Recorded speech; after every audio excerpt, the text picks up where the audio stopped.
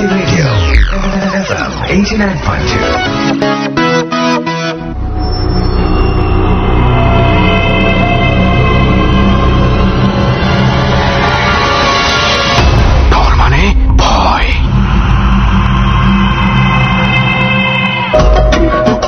পৃথিবী অপার রহস্যময়। বিজ্ঞান সেই রহস্যের জট খুলছে প্রতিনিয়ত। আজ যা অনাবিষ্কৃত তা অবিশ্বাস্যও বটে। আমাদের ডর অনুষ্ঠানে যে ঘটনার মুখোমুখি আপনি হতে যাচ্ছেন তার যুক্তিসিদ্ধ উত্তর নেই। আমরা প্রতিদিনের জীবনে ভয় বা রহস্যকে যেভাবে স্থান দিয়েছি সেভাবেই এই অনুষ্ঠান আপনার কাছে জায়গা করে নিচ্ছে। এই অনুষ্ঠানের কোনো ঘটনাই সার্বজনীন নয়। ডর মানে ভয়। ডরের ৩৫তম পর্বে আপনাদের সবাইকে স্বাগত জানাচ্ছি। আমি আরজে কিবরিয়া। 11টা বেজে 20 হচ্ছে সময়।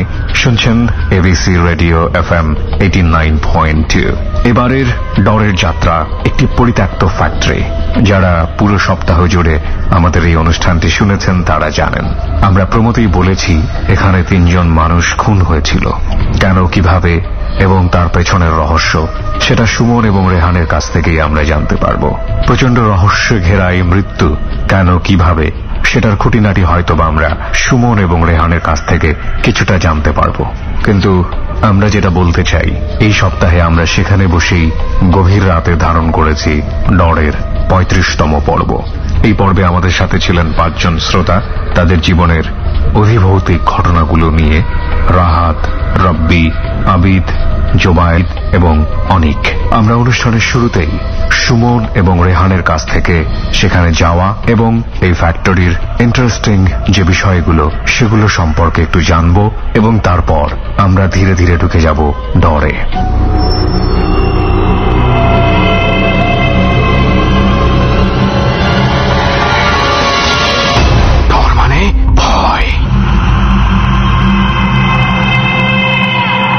আমারে পৌঁছাইতে কতক্ষণ লাগবে? পৌঁছাইতে লাগবে আরো ধর 8-10 ঘন্টা।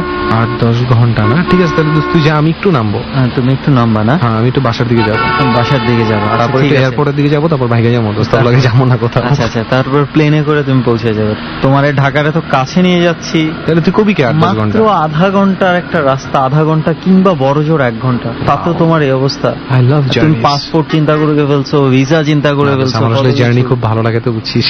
আধা ঘন্টা, ওয়াও, তোর কিছুদিন পরে ঢাকার বাইরে বাইরে তো ভিসা লাগবে। হ্যাঁ, চিন্তা করিস না, এটাই ভাবতেছি। বেশি সময় লাগবে না। আমাদের গাড়ি তো যেহেতু আছে, কতদিন পর আবার অনেক দিন পরে গাড়িতে উঠলাম, রাইট, তাই না? এই যে কাছাকাছি হলে এটাই একটা সুবিধা, মজাই একটা আলাদা। একটা কাজ করি, সবসময় তো গাড়িতে ওঠার সময় খাওয়া দাওয়া করে উঠি। হ্যাঁ, আমরা যে জায়গায় যাচ্ছি এর আশেপাশে ভালো কিছু খাবারের দোকান। আচ্ছা, ওখান থেকে তুই মানে আমরা যখন স্পটে ঢুকবো তখন আর ওই দোকানগুলোতে কিছু থাকবে না, কারণ সুমনের চোখ পড়ে গেছে, তাই তো? এইটাই তো। আচ্ছা, ঠিক আছে, চলো। গাড়ির মধ্যে বেশি কথা বলো না, আমাদের যে গাড়ি চালাচ্ছে ওনার ডিস্টার্ব হচ্ছে। ফার্স্ট অফ অল আমার মনে হয় তুই একটু জায়গাটা একটু বল মানুষকে। জায়গাটা আমার মনে হয় যে, আমি কি বলবো, হয়তোবা অনেকে এই জায়গাটা চোখে দেখেছে, বিশেষ করে যারা ঢাকা থেকে কুমিল্লা কিংবা চট্টগ্রামের দিকে আসা যাওয়া করে। তবে তো এই জায়গাটা না খেয়াল করা খুব টাফ হবে, কারণ এখানে কিন্তু কোনো স্টপেজ নেই আশেপাশে, এবং এখানে যত গাড়ি দেখলাম খুব স্পিডে চলে যাচ্ছে। যারা ঢাকা চট্টগ্রাম হাইওয়ে ধরে চলাচল করেন কিংবা এখনো আছেন, হয়তোবা কিছুক্ষণ আগেই আপনি এই জায়গাটা ক্রস করে গেছেন। কাঁচপুর ব্রিজ পার হওয়ার বেশ খানিক এগিয়ে গেলে হয়তোবা আপনাকে আধা ঘন্টার মতো সামনে যেতে হবে। এই সময়ের মধ্যেই হয়তোবা যেখানে নতুন নতুন কারখানা তৈরি হচ্ছে, ঠিক একটু খেয়াল করলে বুঝবেন যে সেই কারখানাগুলোর আশেপাশে কিছু পরিত্যক্ত কারখানাও রয়ে গেছে। আজকে আমরা যেই কারখানাটাতে রয়েছি, কারখানাটা প্রায় 20 বছরের মতো হয়ে গেছে যেটা বন্ধ হয়ে গেছে, এবং দেখেও বোঝা যাচ্ছে মিনিমাম 20 ইয়ার্স এখানে কেউ ঢোকে না, কেউ আসে না। ইভেন কিছু কিছু জায়গায় ওই যে দেখো, এখানে টর্চ মারলে মনে হচ্ছে যেন রক্তের ছোপ ছোপ, কিন্তু আসলে কিন্তু ওগুলা জং ধরে ধরে বা কোনোভাবে চুনা পড়ে পড়ে এই ধরনের দাগ হয়ে। আর সবচেয়ে বড় কথা হচ্ছে দেয়ালগুলা খেয়াল করছিস যে পুরা লতা পাতায় ভরে গেছে, একদম বিচ্ছিরি অবস্থা। গেস্টদেরকে এই রুমে আনেনি, আর না আনার বিশেষ কারণ হচ্ছে এখানের স্টোরিটা একটু different. But first of all I think listener should know যে আমরা স্টোরিটার সোর্সিংটা কোথা থেকে পেয়েছি। সোর্সিংটা আমরা পেয়েছি এমন একজনের কাছ থেকে যার মৃত্যু হয়েছে এই রুমের ভিতরে। তার সন্তান আমাদেরকে বলে, এবং তার একটাই কন্ডিশন ছিল যে সে তার নাম এবং পরিচয়, এমনকি তার বাবা যে এখানে মারা গেছে এই রুমের ভিতরে, সেটাও সে ডিসক্লোজ করবে না। এবং ডিসক্লোজ না করার মূল কারণ হচ্ছে এই রুমে কি ঘটেছে না ঘটেছে, যেই লিক আউট করেছে কারো কাছে সে বেঁচে থাকেনি, এবং তার বাবাও তাদের মধ্যেই একজন। ওকে দোস্ত, আপাতত আর কিছু বলিস না, যারা আমাদের সঙ্গে আছে তাদের ঘটনাগুলো শুনি, আর এই ঘটনাগুলো বিস্তারিতভাবে কেন এখানে আসছে, কি ঘটেছিল, কি কারণে পরিত্যক্ত এবং রিসেন্ট কি ঘটনা ঘটে গেছে, সমস্ত কিছু আপনারা শেষে জানতে পাবেন। ওকে, তুই যখন বলছিস এখন আর নাই বললাম। আবার স্টোরি, আবার ডর, আবার কিছু অতিথি নিয়ে আপনাদের সাথে চলে আসলাম আমরা। আর আমাদের সাথে আজকে বেশ কয়েকজন আছে। প্রথমে কার স্টোরি শুনবো বল? প্রথমে আমরা যার স্টোরি শুনবো, যে সামনে আছে তার স্টোরি শুনি, এবং সেই প্রথম থেকে ওনাকে খুব বেশি উৎসাহী মনে হচ্ছে আমাদের কাছে। আর আমাদের ডট টিমের একজন বলল তার চেহারা দেখেই নাকি মনে হচ্ছে যে সে এখনো ভীত। রাইট, সেটাই আমি বলতে যাচ্ছিলাম। সো আমরা প্রথমে তার কাছেই যাই। আপনার নাম, পরিচয়, কোথায় থাকেন? জি, আমার নাম রোমান হোসেন রাহাত, আমি সোনারগাঁ নারায়ণগঞ্জ থেকে এসেছি।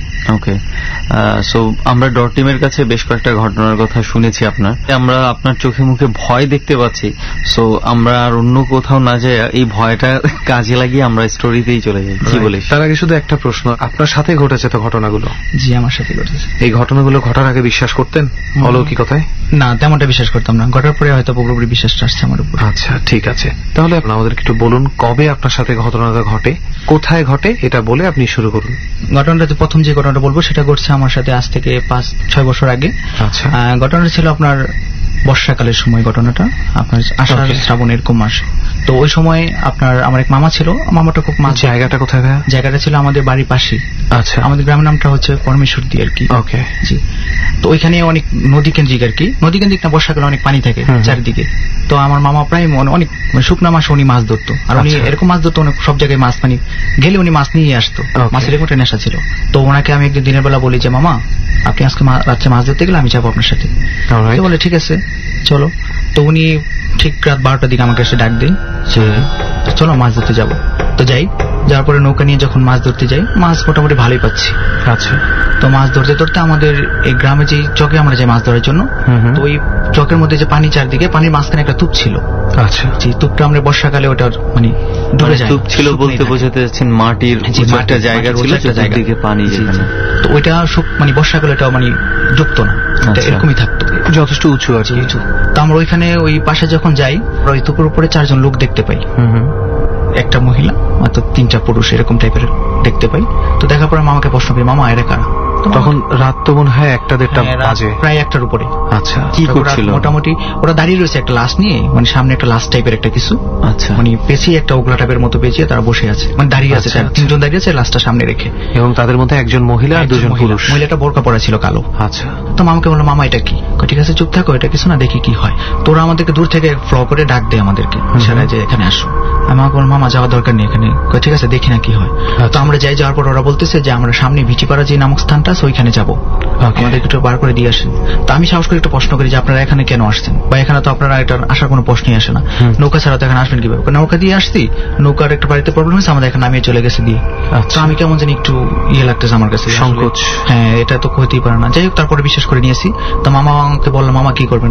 বিপদে পড়ছি, নিয়ে যাই। আর নৌকাটা যথেষ্ট বড় ছিল, 4-5 জন একসাথে ওঠা যেত। তোরা লাশটা নিয়ে নৌকার মধ্যে সবাই ওঠে। 3জন যে পুরুষটা 3জন পুরুষ ছিল লাশটার পায়ের দিকে আর কি, আর আমি আর মামা এক সাইডে চলে আসি। মামা যেখানে নৌকাটা চালাচ্ছে, 3জন পুরুষ? আপনি বললেন 2জন পুরুষ আর 1জন মহিলা? 3জন পুরুষ 1জন মহিলা।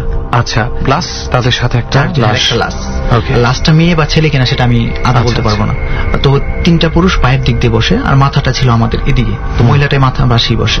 আচ্ছা, আমি মামাকে মানে পায়ের মামা নৌকা চালাচ্ছে, মামার কাছে আমি বসে আছি। তো ছোট ছিলাম ওই সময়। তো মামাকে বলতেছে মামা আমার কাছে ভয় লাগতেছে। ভয় লাগার কোনো কারণ নেই, যে তোরা সামনে যাবো, তো নামিয়ে দিয়ে আসি। তো নৌকা চালাচ্ছে, আর পাট ক্ষেত ছিল, অনেক পাট ক্ষেত, তারপরে দঞ্চা ক্ষেত, এগুলো ছিল। আচ্ছা, তো চালাচ্ছে নৌকা পাট ক্ষেতের সাইড দিয়ে। তো ওরা আমি ফলো করতেছি, একটু যাওয়ার পরে যে কেমন জানি লাশের যে মাথার মুটিটা মহিলাটা খুলে ফেললো।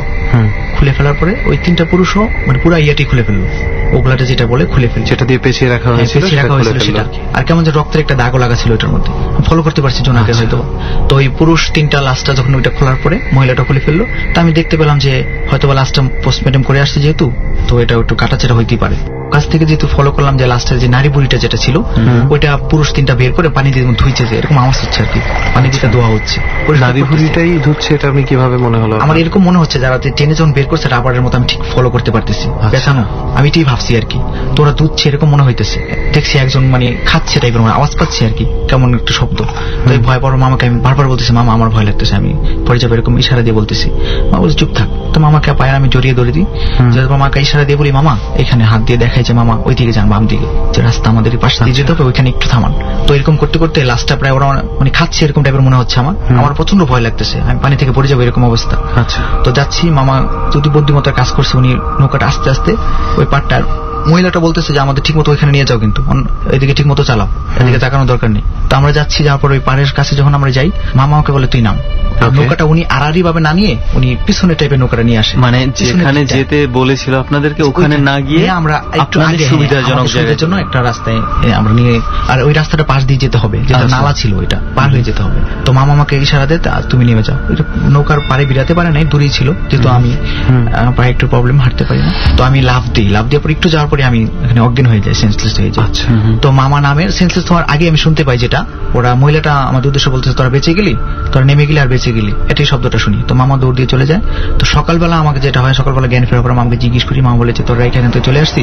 পরে বাসা থেকে আরো 2-3 জন লোক নিয়ে আসে, এসে আমাকে নিয়ে যায়, পাশে বাড়ি ছিল। তো নিয়ে যাওয়ার পরে রাতের বেলায় এসে আপনাকে নিয়ে যায়? জি, রাতের বেলায় এসে নিয়ে যায়। তো আমি তো কিছু মনেই নেই আমার। তো নিয়ে যায়। তখন ওনারা যখন আসছে তখন কি দেখতে পেয়েছে ওখানে?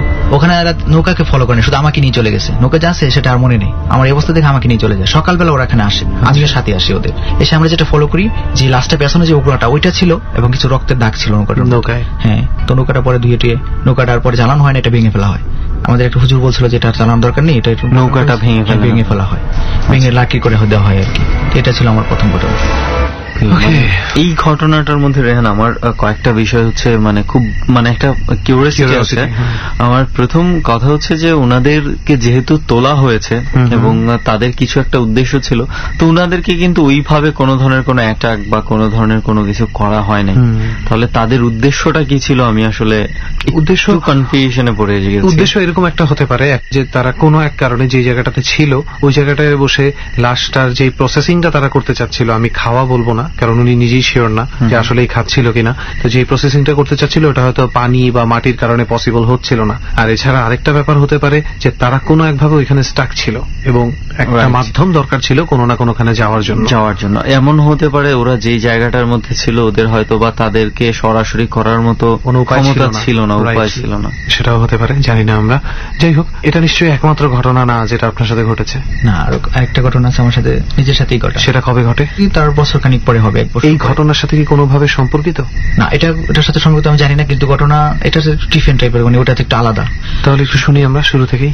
ঘটনাটা যেটা ঘটছে, আমার একটা ফ্রেন্ড ছিল, সে ফ্রেন্ড জুবাইর নাম, ওর একটা মামি ছিল, মানে পাশে যেহেতু ওর মামাকে বিয়ে করানো হয়েছে, তো ওখানে বেশিরভাগই রাতে যাইতো ওই মামিকে আনার জন্য। তো একটু ঝগড়া টঝগড়া হয়েছিল ওর মামি নিয়ে ওর মামা সম্পর্কে। তো আমাকে আর ওকে পাঠানো হয় মামিকে আনার জন্য। তো আমরা যাই, রাস্তাটা ছিল 3 কিলোমিটার দূরত্ব এরকম, আর ওটা এরকম ছিল গাড়ির কোনো রাস্তা ছিল না, চক দিয়ে আমার যেতে হবে। এটা যেখানে যে মানে এখন পর্যন্ত এই চকই, আচ্ছা, এখন পর্যন্ত গাড়ির রাস্তা এখনো হয়নি। তো আমরা এই সন্ধ্যার সময় যে চলে গেছি, কোনো সমস্যা হয়নি। তো যেতে যেতে প্রায় রাত 8:30-9টা এরকম বেজে গেছে। তো আমরা যখন খাওয়া দাওয়া করছি ওখানে যে প্রায় 11টা-11:30 এরকম বাজে, তখন একটা খবর আসলো যে ওই আমার ফ্রেন্ড জুবাইর ওর মামির মামা মারা গেছে। আমরা গিয়ে শুনতে পাই, মানে শুনতে কি আমরা যখন একটু রেস্ট নেই তারপরে খবরটা, মানে যেই মামির বাসায় আপনারা যাচ্ছিলেন সেই মামির মামা মারা গেছে। তো আমার ফ্রেন্ড যেহেতু গেছে জুবাইর, তাকে যেতে হবে। আর আমার এরকম ছিল, আমার মানে পরের দিন এক্সাম ছিল, যেহেতু আমার আশা করতে হবে। তো আমি ওকে বলি তোরাই যা, তোর বাড়ির সবাই চলে গেছে আর কি। আমার ফ্রেন্ড জুবাইর, ওর মামি, তারপর মামির যে কাকা আঙ্কেল সবাই চলে গেছে। আচ্ছা, তো ওরা কাকা বলছিল যে আমি তাহলে তোমাকে আগায় দিয়ে আসি। বলো না, আমাদের একটা বিপদ, আমাকে আগায় দিতে হবে না, আমি একা যেতে পারবো। আর একটা যেহেতু জোনাক টাইপের, সমস্যা নেই। তো ওরা চলে যায়, 12টার দিকে আমি রওনা দিই। তো আমাকে হাঁটতে হবে আপনার 3 কিলোমিটার রাস্তা, চকটা, আর চকের সাইডে ছিল একটা নদী বলতে খাল, অনেক লম্বা একটা খাল চলে গেছে এটা, আর দুই পাশে অনেক বড় বড় চক, কিন্তু আশেপাশে কোনো গ্রাম নেই। এরকম একটা ইয়ে দিয়ে আমার হাঁটতে হবে। তো আমি হাঁটতেছি, আস্তে আস্তে হাঁটতেছি। কিছুক্ষণ যাবার পরে আমি দেখতে পেলাম যে 2 জন লোক মাছ ধরতেছে এরকম। আচ্ছা, একটা লোককে আমি চিনি না, আরেকটা লোককে আমি চিনি, আমার কাকা হয় সম্পর্কে। তো আমি বলি কাকা, এত রাতে মাছ ধরতেছেন? জোয়ারে পানি আসছে তো মাছ পাচ্ছি, এই জন্য এখনো রয়েছি। কোথায় গেছিল? নদীর পাড়েই মাছ। হ্যাঁ জি, মানে খালটার মাঝখানে ইয়ে করছে আর কি। আচ্ছা, তো আমাকে বলতেছে ঠিক আছে আমিও যাবো, তুই একটু দাঁড়া। তো উনি, আমি একটু বসি, তো উনি মাছটা ধরে আমার সাথে আসে। আমি বলেছি কাকা আপনি আগে যান। পরে কয় ঠিক আছে, না তুমি আগে যাও, আমি পিছনে হাঁটতেছি। যাই হোক আমি হাঁটতেছি, হাঁটার পরে পিছনে একটু পরে তাকাই আমি কাকাই দেখতে পাই না, মাছ টাছে কিছু দেখতে পাই না। একটু ভয় ঢুকে গেলো আমার মনে যে আসলে কি হচ্ছে। মানে আপনারা দুজন এইভাবে হাঁটা শুরু করেছিলেন যে আপনি সামনে যাচ্ছেন, উনি পেছনে পেছনে মাছ নিয়ে আসতেছিল, কিন্তু একটু পরে যখন পিছনে তাকাই ওনাকে দেখতে পাই না। আচ্ছা, তো একটু ভয় ঢুকে গেছে মনের ভিতরে। একটু সামনে যখন আবার যাচ্ছি, যাওয়ার পরে আমি দেখতে পেলাম যে খালের ওই পাশে 4-5টা লোক একটা খাটিয়া লাশের কাঁধে করে নিয়ে আসছে। আমার এরকম মনে হলো যে লাশটা হয়তো বা ঢাকা থেকে কোথাও থেকে মারা গেছে, রাত্র করে গ্রামে যেহেতু তারা নিয়ে যাচ্ছে আর কি, এরকম টাইপের। তো আমি দেখতে পেলাম যে লাশটা ওরা কাঁধে করে নিয়ে নদীর এপার আসছে, মানে খালের এপার আসছে, এসে আমার সামনে দিয়ে চলে গেল। তো আমাকে, আমি কিছু জিজ্ঞাসা করার ইয়ে পাইনি, ওরা আমাকে কিছু বলেনি। তো একটু দূরে যাওয়ার পরে আমি আর লাশটা দেখতে পাইনি, জোনাকের মধ্যে অদৃশ্য হয়ে গেল। ওই লোকগুলোকে দেখতে পাইনি, কাউকে দেখতে পাইনি, সবাই অদৃশ্য হয়ে গেল। তো এটাও আমার মনে ভয় পাচ্ছি। আর একটা দোয়া আমি শিখাছিলাম, আমার দাদা শিখিয়ে গেছে যে দোয়াটা পড়লে হয়তো কখনো এরকম হবে না। দোয়াটা পড়তে থাকি। তো একটু সামনে যখন যাই তো দেখি আপনার ধানের সময় যেতে ছিল, তো ধান আপনার একটু দূরত্ব ক্ষেত যেতে চকে ছিল, তো ধান কেউ নিত না, চকের মধ্যে ধান তারা রাত্রিবেলা সিদ্ধ করতো, রাত্রিবেলা ওইখানে। তো আমার এরকম লোক কেউ ধান পাহারা দিচ্ছে, হয়তো বা এরকম একটা লোক সিগারেট খাচ্ছে, বসে পাহারা দিচ্ছে। আমি যেতে ছিলাম, আমি যাচ্ছি, উনি আমার পিছন থেকে, মানে মুখ অন্যদিকে ওনার, আমি পিছনের দিকটা দেখতে পাচ্ছি। তো ওইখানে যাওয়ার পরে আমি বলি কে, তো উনি আমার যখন ফেরার পরে ওনার চেহারাটা আমি দেখতে পাই না, ওনার চেহারা চুল দিয়ে ঢাকা, আর কেমন জানি শরীরের ভিতরে লোমটুম টাইপের এরকম কিছু, মানে ভয়ার্থক একটা কি বলছে। ওনার গায়ে কি কাপড় ছিল? ওনার গায়ে কাপড় ছিল সেটা আমি ফলো করিনি, কিন্তু লোমের মধ্যে কেমন যেন একটা ছিল এরকম টাইপের। আর উনি পড়ছিল আপনার যে নাড়া ছিল না, ওটা বলে, ওগুলোর পাশে একটু অন্ধকার ওনার গায়ে পড়ছিল, পুরোপুরি ফলো করতে পারিনি। তো আমি উনি তাকানোর পরে আমি চোখটা, মানে কেমন জানি ভয় আমার অস্থির, মানে পড়ে যাবে এরকম অবস্থা। তো চোখ বুঝে আমি সেই দোয়াটা আবার পড়তে থাকি। পড়ার পরে যখন চোখটা মিলিয়ে দেখি আর কিছু নেই, যাক স্বাভাবিক হয়ে গেছে। তো আমি যাচ্ছি, যাওয়ার পর আমার যখন বাড়ির কাছাকাছি এর আগে একটা পুকুর পড়ে খালের পাশে, তো এই পুকুরে পাড় দিয়ে গেলে হয়তো বা ভালো, কারণ ওই পুকুরের সাইড দিয়ে যদি আমি যাই, যেহেতু সন্ধ্যা থেকে বৃষ্টি হয়েছে আর ক্ষেত্রে একটু ভিজা, আর আমার যেহেতু একটু প্রবলেম, আমি লাঠি না হাঁটতে গেলে আমার লাঠিটা ওইখানে টেপে যাবে, জি, তো আমার যেতে পারবো না। এই জন্য আমি এর পাড়টাই বেছে নিলাম। পাড়টা আমি আগেও জানতাম যে এই পাড়টা একটু ভয়ানক, তারপর আমি পাড় দিয়ে যাবো, একটু সাহস নিয়ে আমি যাচ্ছি আর কি। আমি ওইখান থেকে যাবো, আমি প্যাকের মধ্যে যদি আমি ডেবে যাই তাহলে যেতে পারবো না।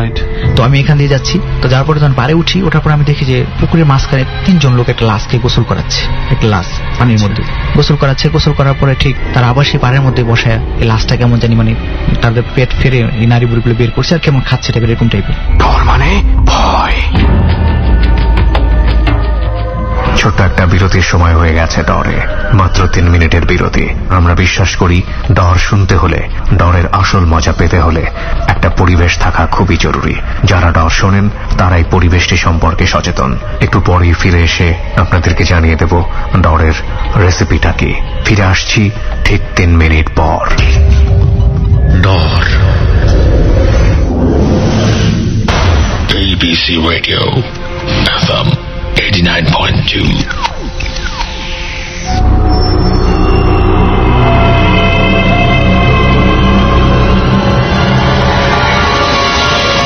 ডর মানে ভয়।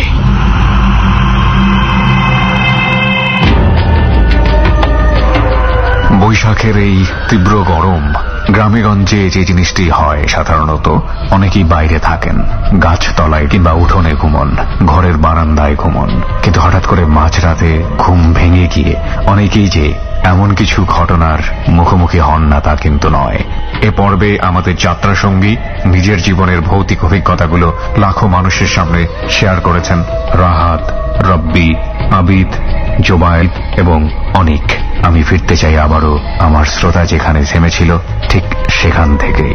ডর শুনছেন আপনি ABC রেডিও FM 89.2 এ। ডর। তাদের পেট ফেরে এই নারী বুড়িগুলো বের করছে আর কেমন খাচ্ছে টাইপের, এরকম টাইপের। যাই হোক, এটা দেখে আমি একটা হিজুর গাছ ছিল পাশে, হিজুর গাছের নিচে যাই। এটা দেখছি, তারপর দেখার পরে যে আমার কি একটা অবস্থা হয়েছে আমি বলতে পারবো না। তখন আমি দেখতে পাই যে পাড় থেকে চারদিক থেকে 4-5 জন লোক কেমন জানি আসতেছে, আমাকে ধরবে এরকম টাইপের। পিছন থেকে একটা লোক এসে আমার ঘাড়ে ধরে, তারপরে আমার কাছে মনে নেই, চোখ বুঝে আমি সেন্সলেস হয়ে যাই। কিছুক্ষণ পরে যখন আমার জ্ঞান ফিরে, তখন দেখি একটা হুজুর টাইপের লোক, উনি আমার সামনে দাঁড়ানো। তা বলতেছে, বাবা তুমি কোথা থেকে আসছো? আমি বললাম, আঙ্কেল আমি তো এখান থেকে আসছি। আপনি কে? আমাকে চিনবেন? আমি ওয়াজে গেছি, নবীনগর একটা মাহফিল হয়েছিল, ওই মাহফিল থেকে আসছি। তো আমি তোমাকে এখানে এখানে দেখে দাঁড়াইছে, তুমি এখানে কেন? আমি বলতেছি না, একটু ভয় পাইছি। এটা কোথায় যাবো? আমি পাশে যে বোনের বাড়ি ওখানে যাবো। ঠিক আছে আসো, তোমাকে আগাই দিই। তুমি পারে দাঁড়ায় রয়েছে, ওনাকে আমি বললাম কতবার তো আপনি সাঁকু দিয়ে এই পাশে আসে, কারণ আমি এই পাশে যাবো না, আমি ওইখান থেকে চলে যাবো, তুমি এখানে যাও। আর ওইখানে যাও, যেহেতু চলে যাও। তো আমি বাড়িতে উঠি, ওঠার পরে পিছনে তাকাই, ওনাকে দেখতে পাই না। যেহেতু উনি এখান থেকে চলে গেল, যদি উনি হাইটেও যায় তারপরে 10 মিনিট ওকে দেখা যাবে, কারণ ওইখানে কোনো বাড়িঘর ছিল না। এখান থেকে কিচ্ছু নেই, শুধু খালি মাঠ আর জোনাক ছিল প্রচন্ড। উনি হাইটে গেলে আমি দেখবো, তো ওনাকে ফিরে 2 মিনিট পরে আমি ফিরে ওনাকে দেখি না। 2 মিনিট কি আর কম হবে, 1 মিনিট পরে ওনাকে আমি দেখি না। পাড়ের মতনই কিচ্ছু নেই। তো বাড়িতে যাই গিয়ে আমার লোকটার চেহারা কি আপনি কোনোভাবে চিনতে না? চেহারাটা আমি চিনতে পারিনি, ওনার পাগড়ি দিয়ে ঢাকা ছিল। আর আশেপাশে কোনো মাহফিল আসলে হচ্ছিল কি?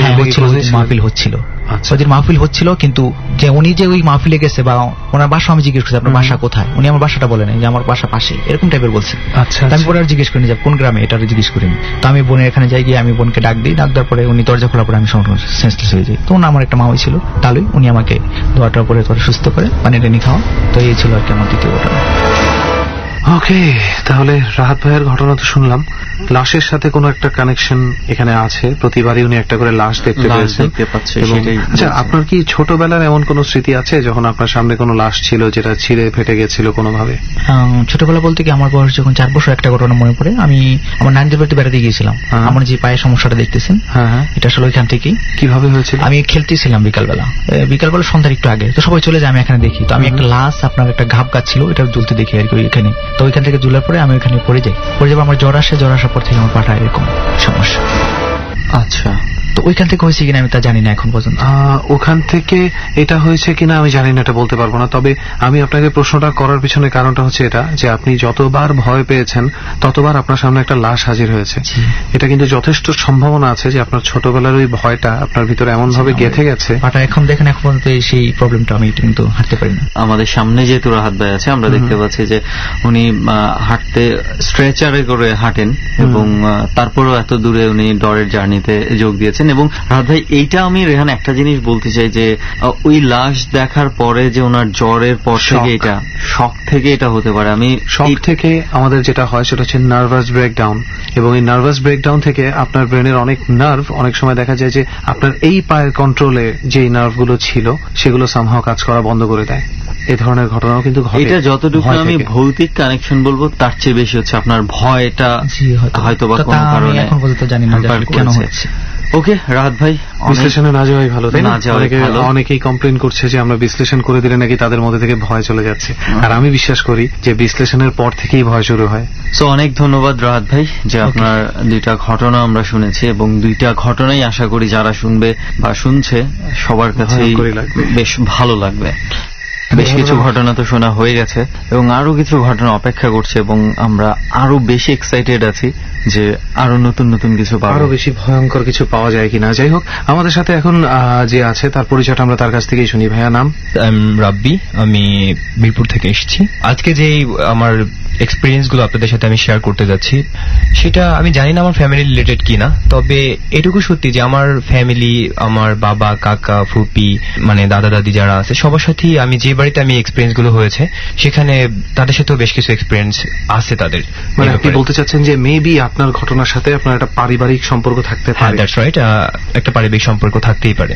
তো সেই সম্পর্কটা কি এখনো কন্টিনিউ চলছে নাকি এটার এন্ড হয়েছে? না, এখন আসলে আমাদের ফ্যামিলির কেউই, মানে বাড়িতে শুধু দাদা দাদি আছে। আর ওকে, তাহলে আমরা এটা না যাই, এখন আমরা শুরু থেকে মনে হয় শুনলে বিষয়টা ভালোভাবে বুঝতে পারবো। রাইট, যেটা বলতে চাচ্ছিলাম যে যদি সেরকম কোনো ভাইটাল ঘটনা থেকে থাকে আপনার পরিবারের সাথে যেটা আগে ঘটেছে, সেটা দিয়ে আমরা শুরু করি। কাহিনীটা হচ্ছে এরকম যে আমাদের বাড়ির পাশে বিভিন্ন ধরনের অনুষ্ঠান হয়। তো একদিন রাত্রেবেলা, এটা কোথায় আমরা একটু যদি জায়গাটা, আমাদের বাড়িটা হচ্ছে পটুয়াখালীতে, মির্জাগঞ্জ এবং কলাগাছিয়া। গ্রামটা এখন আপাতত মোটামুটি একটু উন্নত, কিন্তু তখনকার সময় ছিল একদম অজপাড়া।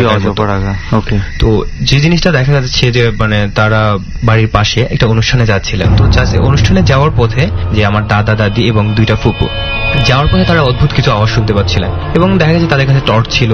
টর্চ দিয়ে আলো ফেলার পরে দেখা গেছে ওরকম কিছুই তারা খুঁজে পায়নি। আচ্ছা, অদ্ভুত কিছু আওয়াজ মানে কি, মানে কারো চলাফেরার শব্দ, এই ধরনের কিছু? হ্যাঁ, এরকম কিছু একটা, যে পাশে একটা খাল ছিল, খাল দিয়ে কেউ সাঁতার কাটতেছে বা ডুব দিচ্ছে বা উঠছে, এরকম কিছু একটা আওয়াজ, পানিতে একটা আওয়াজ আর কি, এরকম পানির মধ্যে। হ্যাঁ, পানির মধ্যে আওয়াজ হচ্ছিল। তো কিন্তু যখন তারা লাইট মারতেছিল, যে পানির মধ্যে আওয়াজ হলে অবশ্যই পানি নড়বে, তাই না? দেখা যাচ্ছিল যে পানিটা ওইভাবে কিছু নড়তেছিল না। তো এই কাহিনী ঘটার পরে তারপর ওইভাবে কিছু নোটিস করে, তারা অনুষ্ঠানে যায়, অনুষ্ঠান থেকে আসে বাসায়। পরবর্তীতে যেটা দেখা যায় যে আমার যে ফুপিটা, আমি নামটা নাই উল্লেখ করি, তো ওই যে ফুপিটা তার মধ্যে বিশেষ কিছু মানে অ্যাবনর্মাল অ্যাক্টিভিটিস দেখা যাচ্ছে, যে চুপচাপ বসে থাকে, রাত্রে মানে চিৎকার চেঁচামেচি করে, হঠাৎ করে মানে খারাপ বিহেভ করে সবার সাথে, এই ধরনের বেশ কিছু অ্যাক্টিভিটিস তার মধ্যে দেখা যায়। কিন্তু উনি তো একা যাচ্ছিল কি? না, 4 জন ছিলেন। 4 জন ছিলেন। তার মধ্যে থেকে ওনার শুধু সমস্যা হচ্ছে, বাকি 3 জনের কিছু হয়নি। এক পর্যায়ে দেখা যায় যে সে মানে ফ্যামিলিতে আদারওয়াইজ যারা মেম্বার্স রয়েছে তাদের সাথেও খারাপ বিহেভ করতে শুরু করে। তো এই খারাপ বিহেভের এক পর্যায়ে সে আমার দাদুর সাথে মানে তার বাবার সাথে এই ধরনের একটা বিহেভ করে যে সে কিছু একটা দ্বারা অ্যাটাক হয়েছে, এবং তার কণ্ঠর মধ্যে দিয়ে সে যে তাকে অ্যাটাক করেছে সে বলতেছিল যে সে তাকে নিয়ে যাবে এবং কোনোভাবে তাকে ওইভাবে রাখা যাবে না, এরকম কিছু একটা। আচ্ছা, এই ক্ষেত্রে মানে ওনার কি ভয়েস চেঞ্জ হয়েছিল? ভয়েস চেঞ্জ না, ভয়েস ঠিকই ছিল, বাট কিন্তু বোঝাই যাচ্ছিল যে কথাগুলো আসলে তার নয় ছিল, কারণ বাবার সাথে তো তুই বা এরকম দিবি না কেন, হ্যাঁ এরকম কোনো ব্যবহার যে করা সম্ভব না, যেহেতু আমার দাদা অত্যন্ত রাগী। তো পরবর্তীতে দাদু এই যে এরকম ব্যবহার করার কারণে মারধর করে, মানে বিভিন্ন ধরনের। তো মানে আপনার ফুপুকে আপনার দাদু মারধর করে, মানে শাসন করার চেষ্টা করে যে তুমি কেন এমন ব্যবহার করছো, পাগলামি করতেছো আর কি। আচ্ছা, তো এক পর্যায়ে বিভিন্ন। বয়সটা কত ছিল তখন? তখন ফুপি ইন্টার ফার্স্ট ইয়ার বেবি পড়তেছিল। তো এক পর্যায়ে দেখা যায় যে মানে দাদু মোটামুটি একটু বিশ্বাস করতে শুরু করার পরে সে রুম শিফট করে তার মানে আমার ফুপির রুমের পাশে চলে আসে, যে তো রাত্রে কি হয় সেটা আজকে আমি দেখবো। তো এরকম এক সময় হঠাৎ করে একদিন রাত্রেবেলা মানে ফুপি চিৎকার করতে থাকে যে বাবা আসেন আসেন, ওই আসছে, আমাকে নিয়ে যেতে আসছে, আপনি একটু আসেন। তো এরকম যখন বলে তো দাদু হাতের কাছে যা ছিল তাই নিয়ে দৌড়ে তার রুমে যায়। রুমে যাওয়ার পর ফুপি বলতেছে ওই যে দেখেন মশারির পাশে দাঁড়ায় থাকছে, হাতে পান নিয়ে আসছে, মিষ্টি নিয়ে আসছে। এটা আপনার ফুপু বলতেছে দেখেন মানে ওকে কিছু বলেন আপনি, ওর কত বড় সাহস, ও আমার রুম পর্যন্ত চলে আসছে। আপনার দাদু কিছু দেখতে পাচ্ছে না? দাদু তখন মানে চিৎকার কি বলতেছিস বলতে বলো, আমি তো কাউকে দেখতে পাচ্ছি না। আপনি দেখতে পাচ্ছেন না? মানে ওই যে ঝাঁকড়া চুল, মাথায় কোকড়ানো চুল, ওই যে দাঁড়ায় থাকছে, আপনি দেখতে পাচ্ছেন না? আমি তো স্পষ্ট দেখতে পাচ্ছি। তো মানে দাদু দেখতেছে যে ফুপি একদম তার মশারির এক কোনায় গিয়ে জড়সড় হয়ে বসে থাকছে। তো দাদু মশারি টশারি ফেলে দিয়ে ভিতরে ঢুকে বলতেছে মা তুই ভয় পাস না, কি হয়েছে আমার কাছে বল তুই, তো আমি এখানেই আছি, কেউ কিছু তোর করতে পারবে না। এই তো জিনিসটা সবাই বিলিভ করে যে সামথিং ইজ রং হিয়ার। এরকম একটা পর্যায়ে যে আমার দাদির যে বাবা, আই মিন দ্যাটস মিন আমার বড় বাবা, তিনি আসলে এই ধরনের মানে জিন টিনের বিভিন্ন ধরনের ইটি করে থাকেন, তার বেশ সুনাম রয়েছে। আচ্ছা, তো দাদি বাবাকে খবর দেয় যে তোমার নাতির বিভিন্ন সমস্যা হচ্ছে, তুমি একটু আসো। তো বড় বাবা বাড়িতে আসার পরই মানে ফুপি আগের চেয়েও বেশি খারাপ বিহেভ করা শুরু করে, চিৎকার চেঁচামেচি, ওকে আনছো কেন, ওরে সরাও, ওরে বাড়ি থেকে সরাও, নাহলে কিন্তু সবার সমস্যা করবো, এই ধরনের বিভিন্ন থ্রেট করতে থাকে। তো থ্রেট করতে থাকার পর বড় বাবা বলে যে থাম, তুই আমার নাতিটাকে কষ্ট দিচ্ছিস, তোকে আমি দেখতেছি। বড় বাবা কিছু একটা তাবিজ জাতীয় কিছু একটা দেন, সেটা ওই ফুপির মাথায় দিয়ে রাখার জন্য। আচ্ছা, তো এটা যখন মাথায় পড়ানো হয়, পড়ানোর পরে দেখা যায় যে মোটামুটি একটু ভালো হয় আর কি। তো ভালো হওয়ার পর তো কিছুদিন বড় বাবা থাকার পরে আসলে চলে যায়। তো ওই ফুপি মাথা আঁচড়ানোর সময় জানি না সে নিজে ইচ্ছা করে করেছিল কিনা নাকি অসাবধানতাবশত কিছু একটা হয়েছিল, তার মাথা থেকে ওই তাবিজটা যে কোনো ভাবে সরে গেছে। তো সরে যাওয়ার পরই আবার অ্যাক্টিভিটিসটা মানে আবার আগের মতো শুরু হয়। তো শুরু হওয়ার পর আবারও সেই একই তাণ্ডব, রাত্রেবেলা চিৎকার চেঁচামেচি, দিবে না কেন, পরবর্তীতে এখন বলতেছি এখন দিয়ে দে, না হলে কিন্তু পরবর্তীতে আরো ঝামেলায় পড়বি। তো এরকম কিছু একটা বড় বাবাকে আবারও খবর দেওয়া হয়েছিল যে আপনি আবার একটু আসেন। তো তিনি আসবেন, যে আজকে কালকের মধ্যে চলে আসবেন। তো এরকম সকালবেলা একদিন ফুপি মানে বাসা থেকে বেরোচ্ছে, দাদি রান্না করে কিচেনে কাজ করতেছিল। তো ফুপি দাদিকে বলতেছিল যে মা আমি ফ্রেশ হতে যাই। দাদি বললো যে এটা ফ্রেশ হতে যাবে, তুই বাসার মধ্যেই তো আছে সবকিছু, তুই বাইরে যাচ্ছিস কেন? না মা আমি একটু পুকুর পাড়ের দিকে যাই। পুকুর পাড়ের দিকে যাবি? তো দাদি তো কাজ করতেছিলেন, ওইভাবে নোটিস করেনি যে পুকুর পাড়ে যাচ্ছে বা কাজে যাচ্ছে। তো প্রথম একবার বলছে যা মা আমি কিন্তু যাচ্ছি পুকুর পাড়ে মুখ ধুতে। সে আবারও বললো যা। তারপর আবার মা আমি কিন্তু সত্যি যাচ্ছি পুকুর পাড়ে মুখ ধুতে। তো এই 3 বার যখন বললো তো স্বাভাবিকভাবে দাদি একটু মানে রেগে গেছে, যাবি যা, জন্মের যাওয়া যাচ্ছিস নাকি? আচ্ছা, মানে একটু বিরক্ত হয়ে যায়, যাবি যা, এতবার বলার কি? তো ফুপি দাদির দিকে তাকে একটা হাসি দিয়ে চলে গেল। চলে যাওয়ার পর হঠাৎ করে ঘন্টাখানেক হয়ে গেছে নিখোঁজ, কোথাও দেখতে পাচ্ছে না। তো নেই দেখার পরে সবাই খোঁজাখুঁজি শুরু করলো কোথায় গেল। তো এই ধরনের ব্যাপারটা তো সবাই জানতো যে এর সাথে এরকম ঝামেলা হচ্ছে। তো তারা আশেপাশে বিভিন্ন ধরনের যে গাছটা, জিনারা যেসব গাছটা ইউজ করে, বড় উঁচু গাছ, মানে বিভিন্ন ধরনের এসব জায়গা খোঁজ করতে শুরু করে, কিন্তু কোথাও কোনো খোঁজ খবর পাওয়া যাচ্ছিল না। তো যখন আনুমানিক 10টা-11টা বাজে ছাত্ররা স্কুলে যাচ্ছিল, পুকুর পাড় দিয়ে যাচ্ছিল, তো তখন তারা দেখে যে পুকুরের মাঝখানে মানে আমার ফুপির লাশটা ভেসে উঠছে। তো ভেসে উঠছে পর তারপর মানে তাকে ওখান থেকে তোলা হয়, যেটা নোটিস করা যায় তার 2 কানে, নাকে এরকম জায়গায় মানে বিভিন্ন ধরনের ক্ষত রয়েছে, এবং সেই ক্ষত দিয়ে রক্ত পড়তেছিল, তাজা রক্ত। আমরা সাধারণত যেটা জানি যে একটা মানুষ মারা যাওয়ার পর তার রক্তগুলো শিথিল হয়ে যায়, কণিকাগুলো জমাট ধরে যায়, কিন্তু তার ক্ষেত্রে যে কেন এরকমটা হচ্ছিল আমি আসলে বুঝতে পারতেছিলাম না। আচ্ছা, তখনও রক্ত পড়ছিল? হ্যাঁ, তখনও রক্ত পড়ছিল। তারপর তাকে গোসল করানোর পর, তারপর তাকে কাপড়ে মোড়ানোর পরে ওই কাপড় ভিজে যাচ্ছিল, রক্ত থামছে না। এটা একটা অস্বাভাবিক বিষয়। আচ্ছা, এটা কি মানে কোন রকম কোন পোস্টমর্টেম তো তখন?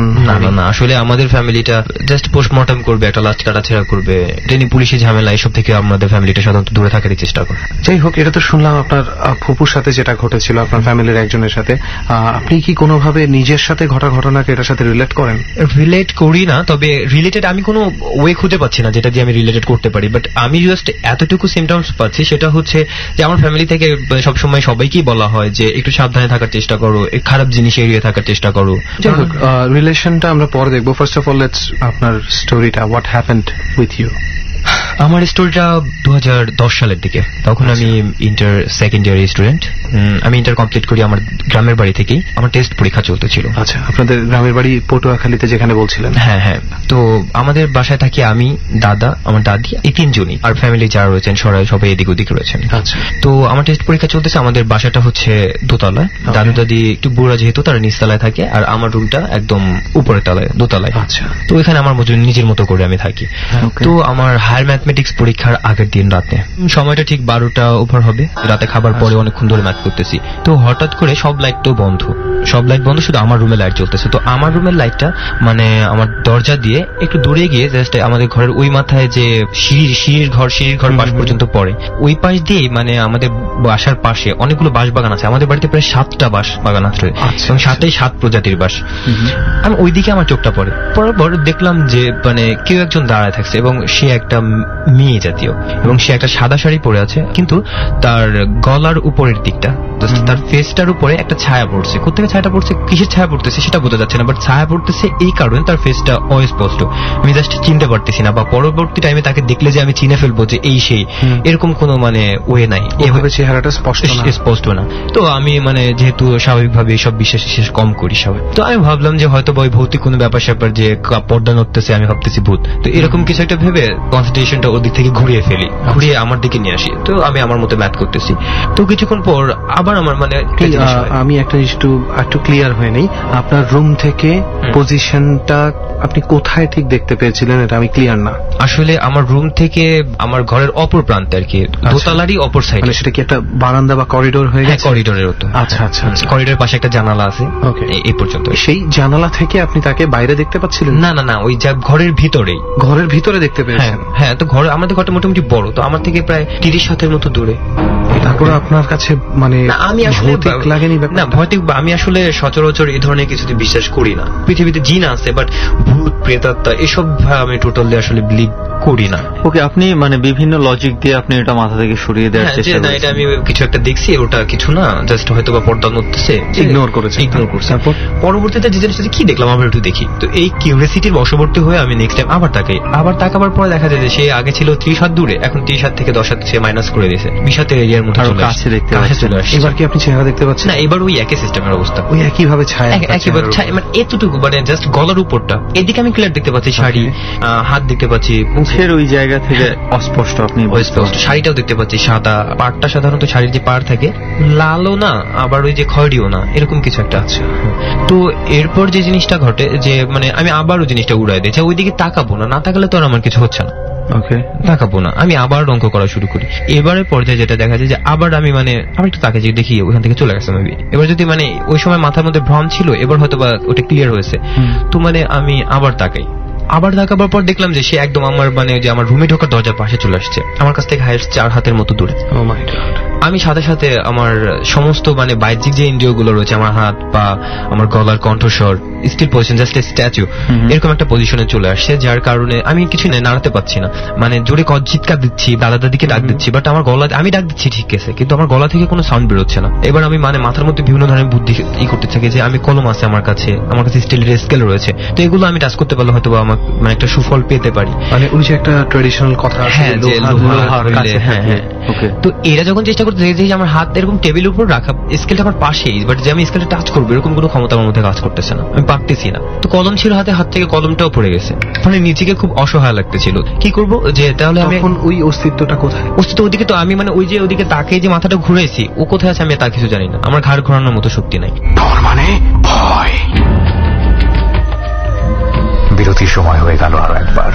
আপনারা শুনছেন ডর, এবিসি রেডিও FM 89.2 এ। আরজে কিবরিয়া আপনার সঙ্গে রয়েছি, টিম মেম্বার সুমন ও রেহান, এবং সাউন্ডে রয়েছে লোবান। প্রিয় শ্রোতা, এই অধিভৌতিক ঘটনাগুলো আপনি বিশ্বাস করবেন কি করবেন না সেটা একান্তই আপনার ব্যক্তিগত ব্যাপার। আমরা জানি বিজ্ঞানের জায়গা থেকে এই নন সায়েন্টিফিক ব্যাপারগুলোর কোনো উত্তর নেই, কিন্তু এটা তো সত্য, ভৌতিক যে আবেদন সেটা সৃষ্টির আদি থেকে এখন পর্যন্ত প্রত্যেকটি জায়গায় জায়গায় প্রত্যেকটি মানুষের অন্তরে আছে। আমরা সেই আবেদনকে এই ডর অনুষ্ঠানের মাধ্যমে উপস্থাপিত করছি। আরো একবার বিরতির সময় হয়ে গেল। ঠিক 12:06 আবারও ফিরে আসছি আমার টিম মেম্বারদের নিয়ে ডরে। ডর। ABC Radio FM 89.2. ABC Radio FM 89.2.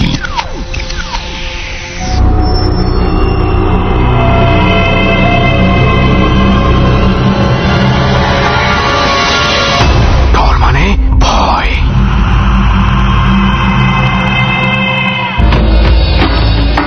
12:06 হচ্ছে সময়। আজকে ডরে আমাদের সঙ্গে গেস্ট হিসেবে আছে রাহাত, রাব্বি, আবিদ, জোবাইদ এবং অনিক, যাদের জীবনে ঘটে যাওয়া অবিশ্বাস্য সব ঘটনাগুলো আপনাদের সামনে উপস্থাপন করা হচ্ছে। আমরা ধীরে ধীরে সবার কাছ থেকেই তাদের জীবনে ঘটে যাওয়া বিভিন্ন অতিভৌতিক ঘটনাগুলো জানছি। এবং মনে রাখবেন, এই এপিসোডটি ধারণ করা হয়েছে কোনো এক পরিত্যক্ত ফ্যাক্টরিতে, যেখানে 3টি মৃতদেহ পাওয়া গিয়েছিল এবং খুবই রহস্যজনকভাবে সেই মৃত্যু হয়েছিল তাদের। ডরের রেসিপিটা অবশ্যই মনে রাখতে হবে ডরকে উপভোগ করতে হলে। বৈশাখের এই গুমোট হাওয়ায় জানালাটা তো অবশ্যই খোলা আছে, আমরা বিশ্বাস করি। লাইটটা অফ করে দিন, একা থাকুন, যদি নিতান্তই থাকতে হয় তাহলে কাছের কোনো বন্ধুকে রাখুন। একেবারে পিনপতন নীরবতায় উপভোগ করার চেষ্টা করুন ডর, এবং নিশ্চিত হয়ে নেবেন রেডিওর ক্রিস্টাল ক্লিয়ার সাউন্ড আপনি পাচ্ছেন কিনা। সাউন্ডে কাজ করেছে লোবান। ডর। তো আমি মানে ওই যে ওদিকে তাকে যে মাথাটা ঘুরেছি, ও কোথায় আছে আমি তা কিছু জানি না। আপনি আর ফেরার মতন শক্তিও না না, আমার ঘাড় ঘোরানোর মতো শক্তি নাই। তো চিন্তা করলাম যে পা দিয়ে ধূপধাপ আওয়াজ করি, আমি যদি চেয়ারে বসা পা দিয়ে যদি নিচে মেঝেতে আঘাত করি তাহলে একটা শব্দ হবে যেটা নিচের মানুষকে জাগায় দেবে যে ওরা এত রাতে এরকম শব্দ করতেছে কেন। তো এরকম করতেছি, বাট আমি কানে শুনতেছি যে কোনো শব্দ হচ্ছে না। আর এই পজিশনে যে জিনিসটা হচ্ছে, আমি প্রচন্ড পরিমাণ ঘামছি।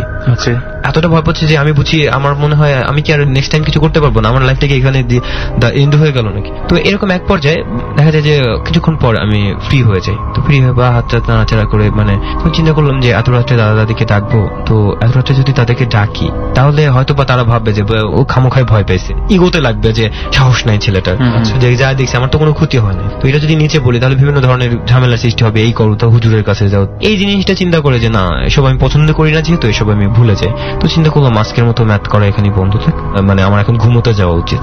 তো এটা চিন্তা করে টেবিলের উপর থেকে বই খাতা সবকিছু গুছিয়ে রেখে তো লাইট অফ করতে যাবো, টেবিল থেকে উঠছি, উঠে মোড় ঘুরে যখন আমি আমার খাটের দিকে যাব, তো আমার খাটের দিকে যাওয়ার পথে আমার পাশে একটা সোফা পড়ে, সোফার পরে খাটটা, আর খাটের ঠিক মানে বাম সাইডে একটা উইন্ডো রয়েছে বা জানালা রয়েছে, ওই জানালাটা খোলা। তো আমি দেখতে পাচ্ছি সে ওইখানে জানালার ধারে মানে থুতনিতে হাত দিয়ে বসে আছে, বসে ঠিক আমার দিকে তাকাতে আছে। জাস্ট ঘুরে দেখলেন যে আপনার সামনে সে বসা খাটের উপর, হ্যাঁ খাটের উপর, গালে হাত দিয়ে। এবার কি তার চেহারা দেখতে পাচ্ছিলেন? ওই চুল উঠতেছিল, খেয়াল আছে যে চুল উঠতেছিল। আচ্ছা, এই জিনিসটা দেখার পর আমি আবার ওই আগের মতো হয়ে যাই, আমি ধূপ করে ওই যে সোফার উপর পড়ে গেলাম এবং ওই অবস্থায় আমি ওখানে ঘুমিয়ে পড়ি। পরের দিন সকালবেলা ঘুম থেকে উঠে দেখি যে মানে আমি অর্ধেকটা সোফার উপরে অর্ধেকটা নিচে। তো চিন্তা করলাম কি হয়েছে, মানে হঠাৎ করে তো কিছুই মনে পড়ে। তারপরে কিছুক্ষণ পর আস্তে আস্তে করে সবকিছু মনে করলো। তো মনে করার পরে যে ফুপির কথা মনে পড়লো, যে ফুপির ক্ষেত্রে এরকম কিছুটা হয়েছিল, তো আমার এখনই সাবধান হওয়া উচিত। তো আমি ব্যাপারটা দাদির সাথে শেয়ার করি। দাদির সাথে শেয়ার করার পর ওই যে সচরাচর যেটা বলবে যে হুজুরের কাছে যাও, তো আমি হুজুরের কাছে যাইনি, সচরাচর আমাকে বলা হলো যে নিচে শিফট করতে। তো এইভাবে কোনোভাবে মানে এসএসসিটা কমপ্লিট করে তো তারপর তো ঢাকায় চলে আসি।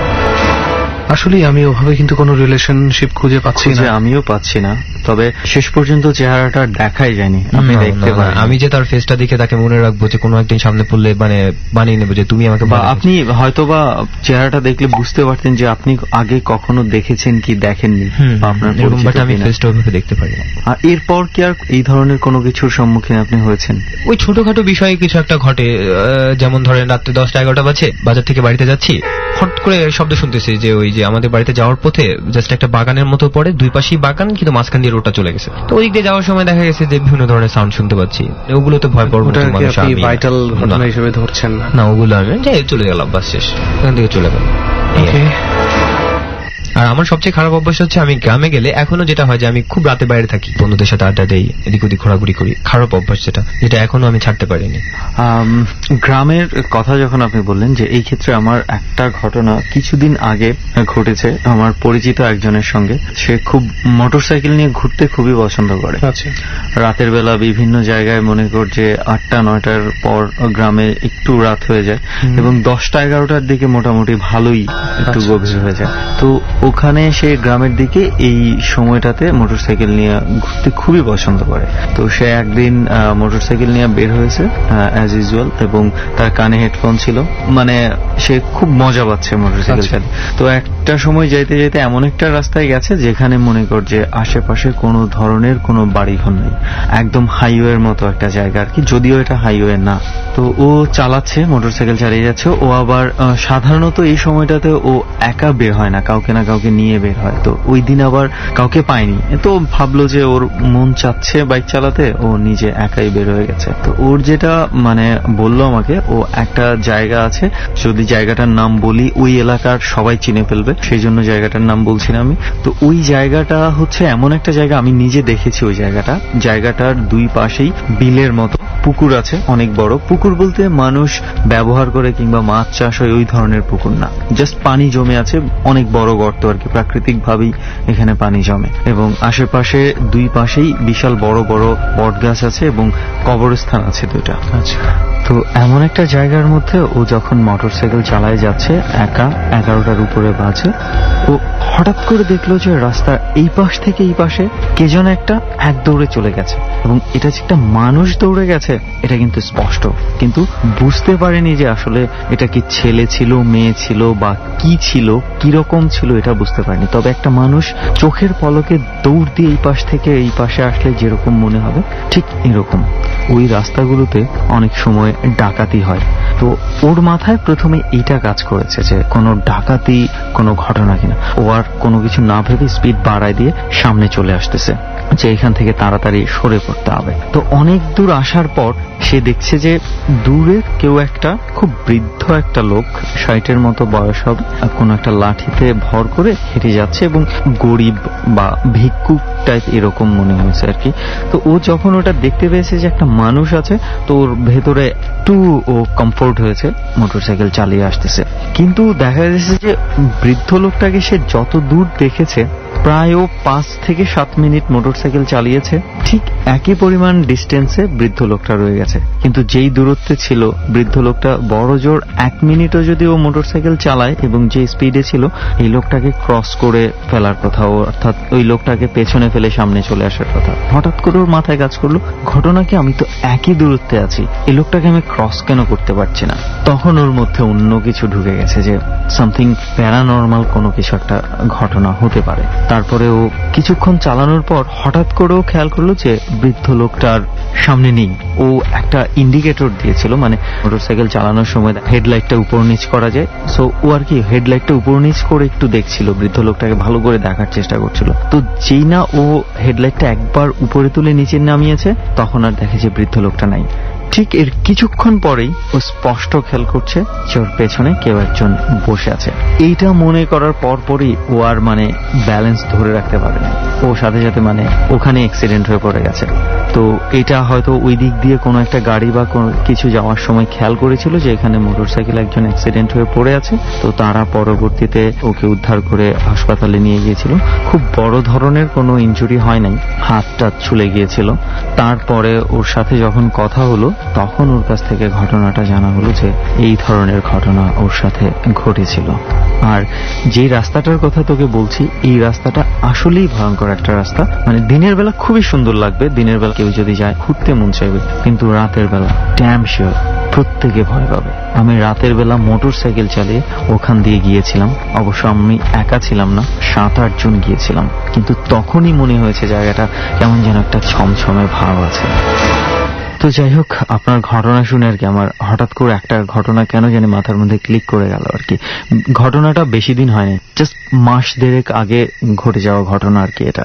ওকে, অনেক ধন্যবাদ আপনাকে, এমন চমৎকার একটা ঘটনা আমাদের ডরে এসে শেয়ার করেছেন, এবং আই থিঙ্ক আমরা এখানে প্রত্যেকে যারা আছি সবাই অনেক পছন্দ করেছে ঘটনাটা। ডরে যেটা ঘটে থাকে, একটার পর একটা দুর্দান্ত গল্প আমরা শুনতে থাকি, এবং আমি আর রেহান দুজনই যখন গল্প শোনা শুরু করি মনে হয় যে একটার পর একটা শুনতেই থাকি। তো সেই ধারাবাহিকতায় আমরা থাকি। রেহান, পরবর্তীতে যিনি আছে চল তার কাছে চলে যাই, এবং পরিচয়টা যথারীতি তার কাছে আমরা জানি। ভাই, আপনার নামটা? আমি আবিদ। আবিদ? জি, আবিদ। কোথায় থাকেন আপনি? ধানমন্ডিতে। ওকে, কি করেন এমনিতে? আমি স্টাডি করতেছি, আমি সেকেন্ড টাইম মেডিকেল দিব। ওকে, ডর টিমের কাছে আমরা যেটা শুনেছি যে আপনার কিছু ঘটনা রয়েছে, এবং ডেফিনেটলি ঘটনাগুলো ইন্টারেস্টিং, আর সেই জন্যই আপনি আমাদের এই জার্নিতে আছেন। ডর টিম আপনাকে সিলেক্ট করেছে। প্রথমে কোন ঘটনাটা দিয়ে আমরা শুরু করতে পারি? আপনি কোন ঘটনাটা প্রথমে আমাদেরকে শোনাতে চান? জি ভাই, আমি বলতে যাচ্ছিলাম যে আমার রিসেন্টলি ঘটে যাওয়া, আমার ফ্যামিলির সাথে ঘটে যাওয়া। ওকে, আপনার ফ্যামিলি মেম্বার কে কে আছে? আপনার ফ্যামিলি মেম্বার আমার বাবা মা, আমার ছোট বোন আর আমি। ওকে, কোথায় থাকেন আপনারা? ধানমন্ডিতে? জি, ধানমন্ডিতে। ওকে, এই ঘটনাটা কি ধানমন্ডিতেই? জি, ধানমন্ডিতেই ঘটে যাওয়া। ওকে, তাহলে আমরা শুরু থেকে শুনি কিভাবে ঘটনাটা শুরু হলো। আমার ছোট বোন নাম অর্পা, ও এবার জেএসসি দিল। তো ওর জেএসসি এর 2 দিন পর থেকেই ও খুব অসুস্থ আর কি। অসুস্থ হলে ওর নিঃশ্বাস বন্ধ হতো, তো এমন হতো যে হঠাৎ করে নিঃশ্বাস থেমে গেছে, আবার নিঃশ্বাস উঠতো অনেক জোরে জোরে। তো এই অবস্থায় আমরা সবাই ওকে হসপিটালে নিয়ে যাই। নিয়ে যাওয়ার পরে কিছুদিন রাখার পর ওর কোনো উন্নতি হয় না, হসপিটালে ভর্তি থাকে, কোনো উন্নতি হয় না। ইভেন কোনো চেক আপে ওর কোনো প্রবলেম দেখা দেয় না। আমার নানু বাড়ি থেকে মামিরা যখন ওকে দেখতে আসে, তখন ওর আচরণগুলো দেখে আমার মেজমামি বললো যে ওর বাতাসের প্রবলেম আছে, বাতাসে কিছু একটা ঘটছে আর কি। মানে বাতাসের প্রবলেম বলতে যে অস্বাভাবিক কিছু, অলৌকিক কিছু, যে অশরীরী কিছু থাকে, এই ধরনের কিছু ঘটনা। অ্যাকচুয়ালি আমি এটা কখনোই বিশ্বাস করতাম না আগে, বাট এখন বিশ্বাস করতেছি যেটা হয়েছে আর কি। তো মামি যখন এই কথা বলছে, হঠাৎ করে আমার আম্মু দরজার সামনে ছিল, হসপিটালে গিয়ে কেবিনে দরজার সামনে ছিল। ওই সময় হঠাৎ করে আম্মুর পিছন থেকে কেউ ধাক্কা দিছে, পিছনে কেউই ছিল না, ইভেন দরজাটাও লক করা ছিল। তো আম্মু বেশ ভয় পেয়ে গেছিল, আমরাও সবাই ভয় পেয়ে গেছি। মানে উনি ফিল করেছে কেউ তাকে একজন ধাক্কা মেরে আমার গায়ের উপর পড়ছে। ওকে, কিন্তু তার পেছনে কেউ ছিল না, সেই সাথে দরজা লক করা ছিল, সো ধাক্কা দেওয়ার মতো কোনো ওয়ে নাই। জি, ওকে। দেন আমরা যেটা করলাম আর কি, ডাক্তার বলতেছিল যে ওর মেন্টালি কিছু প্রবলেম হয়েছে। দ্যাটস আমার বাবা ভয় পেয়ে যে আমার মেয়েকে পাগলা করতে পাঠিয়ে দিবে। দ্যাটস ওয়াই মেয়েকে নিয়ে আমরা চলে আসলাম আর কি বাসায়। আপনার বোনকে নিয়ে আপনারা বাসায় চলে আসেন? জি জি। ওকে, তার ট্রিটমেন্ট কমপ্লিট হয় নাই, তখনও সে অসুস্থই আছে? জি জি, মানে ডাক্তার তো বলেই দিছে যে ওর কোনো প্রবলেম নাই। ওকে, বাট ওর ওই ধরনের, মানে আপনার বাবা ভয় পাচ্ছিল যে তার মেয়েকে মেন্টাল হসপিটালে শিফট করা হয়, সেই ভয়ে উনি বাসায় নিয়ে চলে এসেছেন? জি জি। ওকে, এরপরে যেটা হলো সেটা হচ্ছে আমার মামি, আমার মেজো মামি যখন বাথরুমে গেল, তখন তাকেও এইভাবেই ধাক্কা দেওয়া হয়েছে। তো মামি হচ্ছে বাথরুমের ভিতর ধাক্কা লেগে পড়ে গেছিল আর কি। কয়টার দিকে তখন? এটা তখন 9:30 দিকে। ওকে, দেন মানে ধানমন্ডির ওই বাসাতে, যে বাসার কথা আপনি বলছেন? জি জি, ওইটা দেখে তো আরো বেশি ভয় পেয়ে গেছে, ওনার মাথায় চোট পাইছিল। দেন উনি, আচ্ছা, ধানমন্ডিতে এটা কি কোনো ফ্ল্যাটের কথা বলছেন নাকি? ফ্ল্যাটে। ওকে, যেখানে আমরা থাকতেন। জি, আমরা বাসাটা চেঞ্জ করে ফেলছি।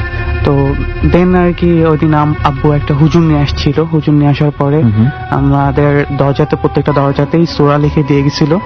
সেদিন রাতে ওরকম কোনো প্রবলেম হয় নাই আর কি। হুজুর কিছু বলেনি যে? উনি জাস্ট হুজুর মানে দোয়াটা লিখে দিয়ে গেছে, তাছাড়া এমন কিছু বলেন। আমি ভাবছি যে আমরা ভয় পাচ্ছি, হ্যাঁ, সেই ভয়টা দূর করার জন্য। এরপরে আমার যেটা হলো সেটা হচ্ছে মামিরা ওকে নিয়ে চলে যাবে। আব্বু ব্যস্ততা থাকার কারণে আমাকে বলছিল যে ওদেরকে আগা দিতে, তাই আমরা গাড়ি নিয়ে বের হয়ে গেলাম। দেন আমরা যখন ফেরির কাছাকাছি, তখন আমরা রাস্তা হারাই ফেলি আর কি। কোন ফেরির কাছাকাছি? আমরা দৌলতদিয়া। আচ্ছা, ফেরিঘাট যেটা। আপনারা কোথায় যাচ্ছিলেন? আপনাদের কুষ্টিয়া যাচ্ছি। কুষ্টিয়া, আপনাদের গ্রামের বাড়ি যাচ্ছিলেন? গ্রামের বাড়ি কুষ্টিয়া। আপনার বোনকে নিয়ে? বোনকে নিয়ে। ওকে। এরপরে যেটা হলো সেটা হচ্ছে আমরা রাস্তা হারিয়ে ফেলি, দেন আবার ইউটার্ন করে আবার পুনরায় জিজ্ঞেস করে তারপরে যাই। যাওয়ার পর যখন আমরা ফেরিতে উঠবো তখন আপনারা কি নিজেদের গাড়িতে যাচ্ছেন? নিজেদের গাড়িতে যাচ্ছিলাম। ওকে। তো এমন সময় আর কি যেটা হলো যে ফেরিতে যখন উঠতেছিলাম তখন কেউ একজন আমাদের গাড়ির সামনে এসে হাত বাড়ায় দিয়ে বলতেছে, আজকে যাচ্ছেন, কবে আসবেন? আচ্ছা। এরপরে যেটা হলো আমরা ফেরি থেকে পার হলাম, পার হওয়ার পরে আরেকজন আর কি, উনি না এসে বলতেছে আসলেন, ভালো করছেন। মানে যখন আপনারা পার হয়ে গেছেন? যে আসলেন, ভালো করছেন। দেন আমি তো ওদেরকে আগায় দিয়ে আবার ঢাকায় চলে আসছি। ঢাকায় আসার পরে আমার বাবা আর আমি থাকলাম বাসায়। সেদিন আপনি আপনার মাকে, বোনকে, চাচিকে ওখানে রেখে আপনি ঢাকায় চলে এসেছেন? জি জি। ওকে। আমি যখন দিয়ে বাসায় চলে আসছি ওই দিন রাতে আমি আর বাবা আলাদা আলাদা রুমে ঘুমাইছিলাম। তো হঠাৎ করে আমার বোনের রুম থেকে আর কি শব্দ হচ্ছিল, ডয়ের খোলার শব্দ হচ্ছিল, যে ওর ডয়ের কেউ খুলতেছে। তো ড্রয়ারটা লক করা ছিল তালা দিয়ে। আমি ভাবলাম যে হয়তো আব্বু যে কিছু খুঁজতেছে রুমে। আমি আব্বুকে জিজ্ঞেস করতে গেছি যে কি হয়েছে, দেখি যে রুমে কেউ ছিল না। এরপরে আমি আমার রুমে চলে আসলাম। রুমে আসার পরে দেখি যে আমার দরজা নক করতেছে কেউ। আমি ভাবছি যে আব্বু হয়তো নক করতেছে। তা আমি আব্বুর রুমে যাই, দেখি যে আব্বু ঘুমাই আছে। আমার বোনের রুম থেকে কান্নার আওয়াজ আসতেছে। কে কাঁদতেছে? আমার বোনের রুমে তো কান্নার আওয়াজের কোনো ওয়েই নেই, কারণ আমার বোন নেই বাসায় তো নেই। দেন আমি দরজা খুলে যে দেখি যে এই ধরনের কোনো ইয়াই নেই, মানে কোনো চিহ্ন নাই যে ওই রুমে কিছু আছে কিংবা দরজার টিভি চলতেছে, এই ধরনের কিছুই না। আওয়াজটাও কি বন্ধ? তো হ্যাঁ, আওয়াজটা তখন বন্ধ। আমি দরজা খোলার সাথে সাথে আওয়াজটা বন্ধ। আচ্ছা। এরপরে আমি আমার রুমে চলে আসি। রুমে আসার পরে আমি মানে ঘুমাইতে পারি না ভয়ের কারণে। দেন অমন সময় তখন আপনার বাবা কোথায় ছিল? বাবার রুমে ছিল। আচ্ছা, আপনি আর ওনাকে কিছু বলেন? না, আমি আর বাবাকে তখন কিছু জিজ্ঞেস করি নাই, যখন দেখলাম ঘুমাচ্ছে। দেন আমি আমার রুমে চলে আসি। রুমে আসার পরে আমার রুমে দেখি যে মানে আমি অত রাতে এখনো ঘুমাইতে পারছি না, আমার ঘুম আসতেছে না। দ্যাটস ওয়াই আমি কি করি, আমি হচ্ছে ফেসবুকে চ্যাটিং করছিলাম। অমন সময় দেখি যে মানে আমার রুম থেকে ছায়া, মানে আমার মনে হচ্ছিল আমার ছোট বোন আমার সামনে দিয়ে হেঁটে যাচ্ছে। আপনার রুমে? হ্যাঁ, আমার রুমে মনে হচ্ছে আমার ছোট বোন আমার সামনে দিয়ে হেঁটে যাচ্ছে, বাট ছায়াটা দেখা যাচ্ছে, কোনো মানে হিউম্যান বডি না। আচ্ছা। ওকে। দেন যেটা হলো সেটা হচ্ছে আমি বাবাকে ডেকে বললাম যে এরকম প্রবলেম হচ্ছে, আমি ওনার কাছে যে শুনলাম। তো সেই একটা গেল। এরপরে আমার এক খালু ছিল আর কি, উনি আবার এই বিষয়ে খুবই পটু। আচ্ছা। অনেক আগে থেকে উনি আমার ছোট বোনকে ট্রিটমেন্ট করলো। এই বিষয়ে মিন্স এই ধরনের প্যারানরমাল ঘটনাগুলো নিয়ে উনি খুব অভিজ্ঞ। জি জি জি। মানে উনি আর কি ঝাড়ফুঁক করেন। আচ্ছা। ওকে। তো ওই রাতটা পার হলো। রাতটা পার হওয়ার পরে আমার ছোট বোনকে হচ্ছে উনি গোসল করাবে, মানে পানি পরে দিবে, মামিকে গোসল করাই দিবে। সেই গোসল হলো। আমার ছোট বোন সুস্থ। তোকে কিছু নিয়ম দিছিল, 40 দিনের আগে ওর মানে নদী পার হতে পারবে না, ও একা একা কোথাও থাকতে পারবে না, ইভেন একাও ঘুমাইতে পারবে না। আচ্ছা। যেটা হলো সেটা হচ্ছে ওর ওখানে থাকতে ইচ্ছে হচ্ছিল না, বাসায় চলে আসবে। আচ্ছা, এই ঘটনাগুলো ওখানে ঘটছে? মানে গ্রামের বাড়িতে আপনার ফুপা তাকে ট্রিটমেন্ট করছে? হ্যাঁ, আমার ফোনে জানতেছি যে ওকে গোসল করানো হচ্ছে। হ্যাঁ, ওকে এগুলো বারণ করছে। তো রাতে হঠাৎ করে আম্মু ফোন দিচ্ছে যে ও খুব কান্নাকাটি করতেছে, ঢাকায় চলে আসবে, ওর ফ্রেন্ডদের খুব মিস করতেছে। আমি বলছি ঠিক আছে, তাহলে চলে আসো, যেহেতু হয়ে গেছে গোসল করানো। আমি আর এই ব্যাপারটা নিয়ে মাথা ঘামাইনি যে 40 দিন থাকতে হবে এই ব্যাপারটা নিয়ে। দেন ওরা চলে আসলো পরের দিন আমার মামার সাথে। যেটা হলো ও হঠাৎ করে রাতে খুব চিল্লাই কাঁদতেছে। আমি, আম্মু আর আব্বু যে জিজ্ঞেস করছি কি হয়েছে, তখন আব্বুকে হঠাৎ করে জড়াই ধরে বলছে আব্বু ও আমাকে নিয়ে যাবে, আমাকে বিয়ে করবে। ঠিক আছে। তো সবাইকে ধরে কাঁদতেছে, আমি যাবো না। বলছে আমি যাবো না। ছোট বোন। হ্যাঁ, ইভেন ওর মুখে চড়ের দাগ ছিল। মানে তার মুখে কেউ চড় মেরেছে, সেই দাগ লেগে আছে? জি জি। কিন্তু আমরা কেউ কখনোই ওকে মারিনি। আচ্ছা। তখন আম্মু ওর কাছে যে শুয়েছিল আর কি, ভোরের দিকে, ভোরের আজানের কিছুটা আগে হঠাৎ করে আমার ছোট বোনের কান্নার আওয়াজ। ভাবলাম যে আবার কোনো প্রবলেম হয়েছে। এরপরে আমি আর আব্বু মানে আব্বুকে ডাক দিয়ে বলছি চলো তো একটু রুমে যাই। রুমে যেয়ে দেখি যে ওরা সবাই ঠিকঠাক আছে, মানে আম্মু আর হচ্ছে আমার ছোট বোন। বাট ওদের চারপাশ দিয়ে, বেডের চারপাশ দিয়ে অনেক বড় বড় চুল। আচ্ছা। তো যেটা হলো সেটা হচ্ছে পরের দিন আমরা হুজুর নিয়ে পরিমাণ অনেক বড় বড় চুল। এটা আপনার আম্মার মাথার হতে পারে কিংবা আপনার বোনের মাথার হতে পারে। যেটা বলছিলাম সে পাট কখনো দেখছেন আপনি? পাটের যে একটা ধরা থাকে। আচ্ছা আচ্ছা আচ্ছা। সেই মানে পুরো গোছা, সেই পুরো একটা গোছা চারপাশ দিয়ে আছে। আচ্ছা। চুল ছড়ায় আছে এরকম অনেকগুলা। মানুষের মাথা থেকে সাধারণত এত চুল পড়ে না, হয়তো 2, 1, 5টা 10টা এরকম হতে পারে। সেটা আমরা ছবি তুলে পর্যন্ত রাখছিলাম। ওকে। দেন ওই দিন রাতটা কাটলো, হুজুর নিয়ে আসলাম পরের দিন। আব্বু একটা হুজুর নিয়ে আসলো, উনি আবার ঝাড়ফুঁক করে দিল, যে মানে ঝাড়ফুঁক বলতে কি উনি দোয়া টোয়া পরে দিল, ওর পানি পরে দিল, খেলো। খাওয়ার পরে ওই হুজুরের সাথে ও একা একা কথা বললো আর কি। আপনার বোন? হ্যাঁ, কথা বললো। ওকে থ্রেড দেওয়া হয়েছে, রাতে বলা হয়েছে যে ওকে নিয়ে যাবে, ওকে বিয়ে করবে, আর যদি না করে তাহলে পরে আমাদের প্রবলেম হবে, যেমন আমার বাবার না হয় আমার। এই কথাগুলো কি আপনার বোন হুজুরের সাথে বলছে? জি জি জি। আচ্ছা। দেন হুজুর বলছে হ্যাঁ এগুলো হতে পারে, আমার বোন দেখতে বেশ সুন্দর আর কি। তো এখন কি করণীয়? হুজুরকে যখন বলা হয়েছে, হুজুর বলছে যে এরকম তাহলে পরে একটা কাজ করেন, আমাদের মসজিদে নিয়ে আসেন। ওই সময় রাতে মসজিদে যাওয়ার মতন ওয়ে ছিল না, তারপরেও নিয়ে যেতে চাইছিলাম। আমার বোনকে নিয়ে যখন নামতেছি সিঁড়ি দিয়ে, তখন আমার বোনের হাত ধরে রাখছে। অস্বাভাবিক একটা কাহিনী, যেটা যে আমার বাবা ধরে রাখছে আমার ছোট বোনের হাত, ও সিঁড়িতে নামতেছে, ওর হাতে কিছু নেই, ঠিক আছে, ইভেন সিঁড়ির যে বারটা থেকে ওইটাও ধরা নেই, বাট ওকে টেনে নেওয়ানো যাচ্ছে না। কি বলেন? মানে আমি একটু এই জায়গাটা যদি আমি যেটা বুঝতে পারছি, মানে সিঁড়ি দিয়ে ওকে নামানোর সময় সে সিঁড়ির রেলিংও ধরে নাই, না কোথাও ধরেনি, না জাস্ট তাকে সিঁড়ি দিয়ে টেনে নামানো যাচ্ছে। জি, আমাদের দরজাটা খোলার পরে যে সিঁড়িটা থাকবে ওই সিঁড়ি থেকে নামাতে পারছিলাম। কিভাবে সম্ভব? একটা বাচ্চা। সেটাই, এটা খুবই অস্বাভাবিক একটা ব্যাপার। ইভেন পরে যখন ওকে লিফটে নিয়ে যাব, হঠাৎ করে মানে লিফট চাপতেছি, লিফট কারেন্ট আছে বাট লিফট কাজ করতেছে না, তো ওইটা খুবই অস্বাভাবিক একটা ব্যাপার।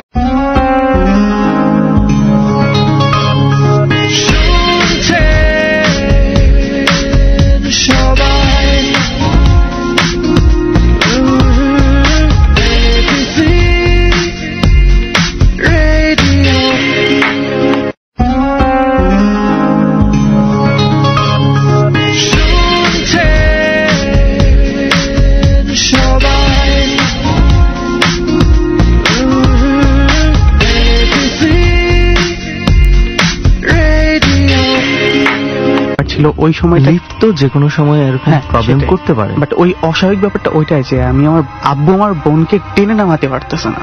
আচ্ছা, ও অসুস্থ একটা মানুষ, তো ওকে টেনে নামাতে পারতেছে না। হঠাৎ করে ওর হাতের দিকে দেখা যায় যে 5টা আঙুলের ছাপ বসে আছে, রক্ত লাল হয়ে গেছে। মানে ছাপ বসে আছে, কেউ যদি হাতের মধ্যে ধরে রাখলে যেই ধরনের একটা চিহ্ন হয়, ওই ধরনের চিহ্ন লেগে আছে। জি, মাই গড। তো সেদিন আর নিয়ে গেলাম না ওকে বাসায় রাখলাম। বাসায় রাখার পরে হঠাৎ করে আমার বোনের রুমে যে ড্রেসিং টেবিলটা আছে, ড্রেসিং টেবিলের ও নিজে ভেঙে ফেলছে আয়না।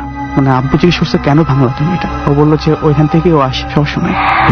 আয়নার মধ্য থেকে? হ্যাঁ, বলে যে ওইখান থেকে ও আসে সবসময়, আর আমাকে বলে যায় ও আমাকে বিয়ে করবে, আমাকে ভালোবাসে। দেন আমার খালুকে ফোন দেওয়া হয়, খালুকে ফোন দেওয়ার পরে উনি আসার পর ভালো মতো দেখে থেকে বলে যে বাসাতে একটু প্রবলেম হচ্ছে, তো বাসাটা চেঞ্জ করে ফেলো। তো উনি নিচে যায়, নিচে যাওয়ার সাথে সাথে ওনার একটা অ্যাক্সিডেন্ট হয়। ওকে, অ্যাক্সিডেন্ট হয় বলতে?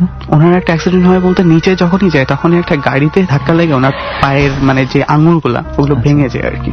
দেন ওনাকে নিয়ে হসপিটালে যাওয়ার পরে ব্যাস ওনাকে ফ্রেশ করে ওনাকে বাড়িতে দিয়ে আসি। আপনার এই খালুই কি আপনার বোনকে ঝাড়ফুঁক করেছিল? এই খালুটাই পানি পরে দিছিল গোসল করানোর জন্য। আচ্ছা আচ্ছা আচ্ছা, ওকে। এরপরে আর কি যেটা করলাম সেটা হচ্ছে যে খালুকে বাড়িতে দিয়ে আসলাম, নিজে যেয়ে দিয়ে আসলাম। আমিও চলে আসলাম ওখান থেকে। আমার ফোন করে বলা হয়েছে যে ওকে যেন নিয়ে আসি সঙ্গে সঙ্গে। তারপরে আব্বু নিয়ে গেল, নিয়ে যাওয়ার পরে ওকে গোসল করানো হলো। গোসল করানোর পরে ও আবার বললো যে এরকম যে ও আমাকে ছাড়বে না কখনোই, আমাকে সারা জীবন ধরে রাখবে। আমাকে বলছে যে ও আমাকে কখনোই ছাড়বে না। আমরা বাসা ছেড়ে দিলাম। বাসা ছেড়ে দেওয়ার পরে এখন কিছুটা ভালো। 3 দিন আগেও ওর একটু প্রবলেম হয়েছে, ওই নিঃশ্বাসের ওই প্রবলেমটা হয়েছিল, বাট এখন বাকি অস্বাভাবিকতা এইভাবে ভয়ের বিষয়গুলো এখন আর সে বলছে না, এখন আর নাই।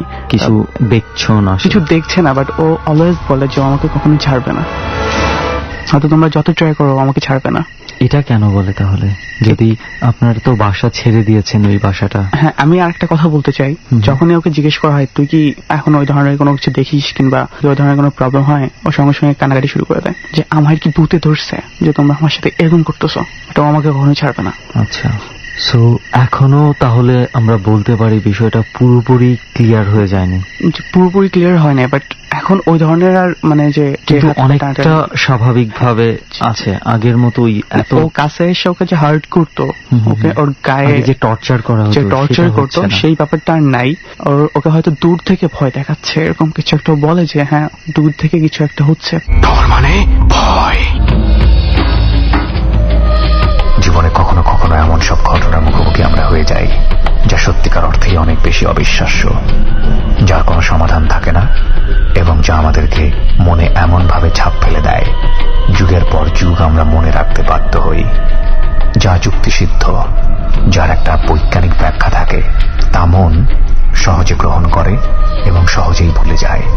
কিন্তু যেসব ঘটনার পেছনে অধিক জিজ্ঞাসা এবং অনুত্তর দায়ী, সেই সব ঘটনা যুগের পর যুগ মানুষের মনের অন্তরালে বাসা বেঁধে থাকে। যে বন্ধুরা আজকে এখানে ডরের গল্পগুলো বলছেন, তাদের মনের অন্তরে সেই সব ঘটনা বাসা বেঁধে আছে। আমরা তা আপনার মনে দেওয়ার চেষ্টা করছি। ছোট্ট একটা বিরতি, মাত্র 4 মিনিটের, তারপর ডর টিম আবারও ফিরবে। ডর ABC Radio FM 89.2 ABC Radio FM 89.2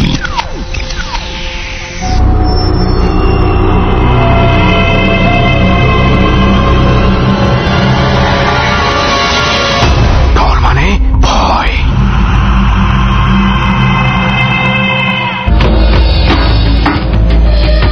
ডর শুরু হলো আবারও। আপনারা শুনছেন ABC রেডিও FM 89.2। এ পর্বে আমাদের যাত্রা সঙ্গী অন দ্য স্পটে বসে নিজের জীবনের ভৌতিক অভিজ্ঞতাগুলো লাখো মানুষের সামনে শেয়ার করেছেন রাহাত, রব্বি, আবিদ, জোবাইল এবং অনিক। আমি আরজে কিবরিয়া আপনার সঙ্গে রয়েছে আমাদের টিম মেম্বাররা সুমন ও রেহান অন দ্য স্পট এবং সাউন্ডে লোবান। আমাদের রেসিপিটা আগের মতোই থাকছে, শুধু জানালাটা আমরা একটু বেশি খোলা রাখতে বলবো। ডর শুনতে হলে ডরের রেসিপি আপনাকে অবশ্যই মনে রাখতে হবে। সম্ভব হলে নির্জন একটি জায়গা বেছে নিন। ঘরের মধ্যে হলে একা একা শোনার চেষ্টা করুন। কাছের বন্ধুটিকেও রাখতে পারেন। ঘরের অন্ধকার হওয়ার ব্যবস্থা নিশ্চিত করুন। লাইটটি নিভিয়ে দিন এবং জানালা খোলা রাখুন। শুনশান নীরবতা ডরকে অন্যরকম একটা মাত্রায় নিয়ে যাবে। আমরা আবারও ফিরছি সুমন ও রেহানের কাছে। ডর ওকে হয়তো দূর থেকে ভয় দেখাচ্ছে, এরকম কিছু একটা বলে যে হ্যাঁ দূর থেকে কিছু একটা হচ্ছে। তো এটা কি এমন কি কিছু আপনারা জানতে পেরেছেন যে এটা আপনারা যেই বাসাটায় ছিলেন বাসাটার কোনো প্রবলেম ছিল, নাকি তার সাথে এটা কিভাবে মানে তাকে ধরেছে? আমি যেটা বলতে চাচ্ছিলাম আর কি, আমাদের তো অনেকগুলো হুজুর দেখা হয়ে গেছে। ডাক্তার দেখানোর পরে হুজুরও তো দেখানো হয়েছে। হুজুররা অনেকে অনেক কথা বলছে। একজন হুজুর বলছে যে ওকে তাবিজ করা হয়েছে, বাইরে থেকে কেউ কোনো একটা ফ্যামিলি ওকে তাবিজ করছে যাতে ওকে নিয়ে যেতে পারে। আচ্ছা, আমার খালু নিজে বলছে যে ওর কাছে 5 জন আছে। একজন হচ্ছে 3 ভাই আর 2 বোন। আচ্ছা, তারা অলওয়েজ ওকে গার্ড দিচ্ছে। 3 ভাইয়ের মধ্যে একজন হচ্ছে ওকে পছন্দ করে, কিন্তু এটা কোনো হিউম্যান বডি না। আচ্ছা, বুঝতে পেরেছি আমরা। কিন্তু এটা বলেনি যে কিভাবে তার উপর নজরটা পড়লো বা কোন মোমেন্টে তাকে এভাবে ধরা হয়েছে প্রথম। এটা আসলে বলে নাই, বলে নাই। ওই জিনিসগুলো কি আগে থেকে আপনাদের ফ্ল্যাটটাতে ছিল, যে ফ্ল্যাটটা আপনারা ছেড়ে এসেছেন? হ্যাঁ, এটা বলছে খালু। এটা বলছে যে আমাদের ফ্ল্যাটই অনেক আগে থেকে প্রবলেম ছিল, এই ফ্ল্যাটে আমাদের আসা উচিত হয় নাই। আচ্ছা আচ্ছা, ঠিক আছে। তো ওই অবস্থায় যখন আমরা যাই উঠি, তার কিছুদিন পরে, আমরা তো বেশি দিন ওখানে উঠি নাই, প্রায় 3 মাসের মতন উঠছি। ওর পরীক্ষাটা শেষ হওয়ার পরে এই প্রবলেমটা হয়েছে। ওকে, তার মানে মাত্র 3 মাসের মাথায় ওখানে এগুলা ঘটতে শুরু করেছে। ওই বাসাটাতে প্রবলেম ছিল। আসলে আমরা ঠিকানাটা যদিও জানার অনেক আগ্রহ আছে, কিন্তু আমরা নিশ্চয়ই সবাইকে আর ঠিকানাটা সঙ্গত কারণেই সেটা জানতে দিতে পারি না সেটা। তবে যাই হোক, এই বাসাটার প্রতি আমাদের একটা পরবর্তী গন্তব্যের চিন্তা ভাবনা রইল আর কি। ওকে আবিদ ভাই, আমরা আমাদের তরফ থেকে এতটুকু বলতে পারি, আমরা চাই যে পুরোপুরি সুস্থ হয়ে যাক। দোয়া করবেন। ওকে আবিদ ভাই, আপনার ঘটনাটা যথেষ্টই অন্যরকম একটা ঘটনা। তবেই বাড়ি নিয়ে যেই ধরনের ঘটনাগুলো আছে, তো এরকম অনেক বাড়ি নিয়ে অনেক ঘটনা আছে। একটা ঘটনা আমার আছে যে আমার ফেসবুক পেজে, আর যে সুমনের যে পেজটা রয়েছে সেখানে ইনবক্স করেছিল একজন বন্ধু, তার নাম হচ্ছে MD নাহিয়ান নামে, সে ফেসবুকে আছে। সে একটা বাড়ির কথা আমাকে লিখেছে ফেসবুকে। এমন ছিল যে বাড়িটা হচ্ছে 5 তলার একটা ভুতুরে ছাদ সম্পর্কে আর কি সে বলেছে। ঘটনা ছিল প্রায় 40 থেকে 45 বছর আগে খুব সম্ভবত বাড়িটা তৈরি করা হয়েছে, এবং এই বিল্ডিংটার পাশাপাশি আরেকটা বিল্ডিং ছিল। সেই বিল্ডিংটা ছিল অবশ্য 3 তলা।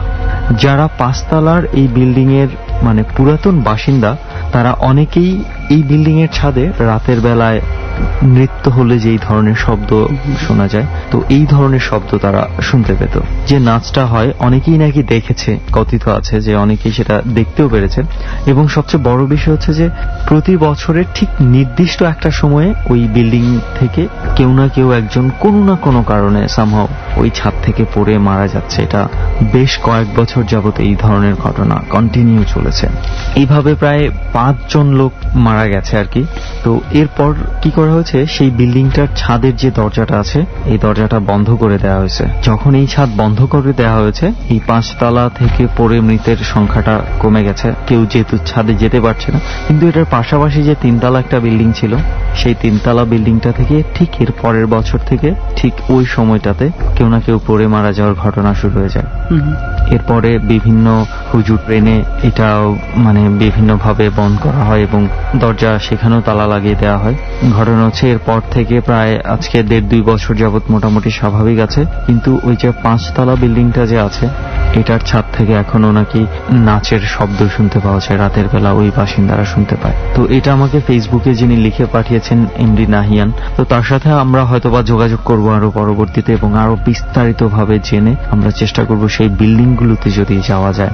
এই ঘটনাটা এই জন্য বললাম যে যথেষ্ট আধুনিক এই শহরে, ঢাকা শহরের মতো জায়গায় এই ধরনের ঘটনা ঘটছে। তো সেই জন্য বললাম যে খুব অদ্ভুত লাগে যখন আমরা এই ধরনের পরিবেশে এই ধরনের হন্টেড ঘটনা শুনি।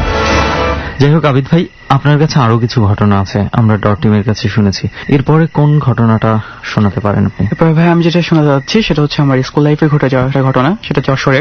ওকে। যশোরে আমি আমার ফ্রেন্ড, কয় বছর হতে পারে আজ থেকে? আনুমানিক থেকে প্রায় 6 বছর আগে। ওকে। তো আমি আর আমার ফ্রেন্ড দুজনে নাইট শো দেখতে গেছিলাম একটা হলে। হলের নাম সবাই জানে, মনিহার। তো যশোর, হ্যাঁ যশোর মনিহার। আমি থাকতাম হচ্ছে মোল্লাপাড়া, মনিহারের পিছনেই। তো আমি আর আমার ফ্রেন্ড দুজনে মিলে নাইট শো দেখে 11:30 কি 12টার একটু আগে, তো ওই সময় আমরা চলে আসতেছি। তো ওই রাস্তায় কোনো রিক্সা ছিল না, শীতের দিন ছিল, রিক্সাওয়ালার ওইভাবে মানে থাকতো না। আমরা একটা রিক্সা পাইছিলাম। তো এমন সময় তাকে আর কি আমরা ফলো করি না, এভাবে জাস্ট বলছি মামা আমরা এখানে যাবো আর কি, মোল্লাপাড়া যাবো। তো উনি কোনো কথা না বলে উনিও রিক্সা উঠলো, আমরাও রিক্সা উঠলাম। আমরা যাবো ডানে, উনি সোজা চলে গেলেন আর কি উল্টা রাস্তায়। জিজ্ঞেস করলাম না কিছুই, কারণ ওদিক থেকে আমার বাসায় যাওয়া যায়, অনেক দূর হয়ে যায়। সেক্ষেত্রে আমরা জাস্ট একবার জিজ্ঞেস করছি যে কেন এদিক থেকে কেন, উনি কোনো অ্যান্সার দেন নাই। তো যথাযথ আমরা চুপ করেছিলাম, কারণ আমি আমার ফ্রেন্ড দুজনে মিলে কথা বলতে বলতে চলে যাচ্ছিলাম। এরপর হঠাৎ করে আমার যেটা চোখে পড়লো সেটা হচ্ছে যে ওনার পায়ের দিকে আর কি। আচ্ছা। তো পায়ের দিকে চোখে পড়লো, ওনার পা দেখলাম যে উল্টা। আমার নানির মুখে গল্প শুনতাম যে এরকম উল্টা থাকলে নাকি অশরীরে কিছু থাকে। তো যেটা হলো সেটা আমার কাছে জিজ্ঞেস করার পর উনি কোনো কথা বললো না। হঠাৎ করে একটা ধমক দিল আমাদের। রিক্সাওয়ালা ধমক দিয়েছে? রিক্সাওয়ালা ধমক দিল। ওরকম একটা পরিস্থিতি, ওরকম একটা সময় যদি কেউ ধমক দেয় ভয় পাওয়াটাই স্বাভাবিক। তো আমরা রিক্সা থেকে জাস্ট নেমেই দৌড় দিলাম। নেমে দৌড় দেওয়ার পর আমাদের স্কুলটা ছিল দাওয়াটানাতে। দাওয়াটানাতে সামনে যে কেবলমাত্র দাঁড়াইছি, উনি দেখি যে হেঁটে হেঁটে আমাদের সামনে আসছে। ওকে, মানে সামনের দিক থেকে আসতেছে? জি, সামনের দিক থেকে আমাদের সামনে আসতেছে আর কি। আমরা তো পিছনে থাকার কথা, যদি আমাদের ফলো করতো, রিক্সা নিয়ে ফলো করতো, তাহলে পেছন দিক থেকে আসতো। যদি সামনের দিক থেকে আসতে যেত তাও আসতে পারতো, বাট উনি হেঁটে হেঁটে হাউ ইটস পসিবল যে আমার সামনে আসবে, কারণ আমরা দৌড়ে আসতেছিলাম দুজনে মিলে। দেন যেটা হলো সেটা হচ্ছে যে ওনার মুখটা ছিল গামছাতে ঢাকা। আমি ওনার মুখের দিকে আর ওনার পায়ের দিকে এগিয়ে লাইট দিলাম আর কি, ফোনের লাইট। তো ওনার মুখ দেখতে পেলাম না, আমি মুখ দেখতে না পেয়ে জাস্ট পা দেখলাম, পা সেম উল্টা। ওই অবস্থায় আমরা দৌড় দিলাম। দৌড় দেওয়ার পরে বাসার সামনে যে আমি পড়ে যাই, তারপরে প্রায় সপ্তাহখানিকের মতন আমার জ্বর ছিল। তো আমার আম্মুকে যখন বলি, তখন বলছে এত রাতে বাইরে যাওয়াটা ঠিক না। আর ওই জায়গাটা বেশ ভয়ানক ছিল মনিহারের সামনে। এটা আমাদের যশোরে যদি কেউ থাকে, কোনো ফ্রেন্ড থাকে, অবশ্যই সে জানে। ওকে, তো এটা হচ্ছে আপনার দ্বিতীয় ঘটনাটা যেখানে এই ধরনের ঘটনা ঘটেছিল। ওকে, আরো একটা ঘটনা আছে আপনার, তো আমরা সেই ঘটনাটা একটু শুনে ফেলি সংক্ষেপে। জি শিওর।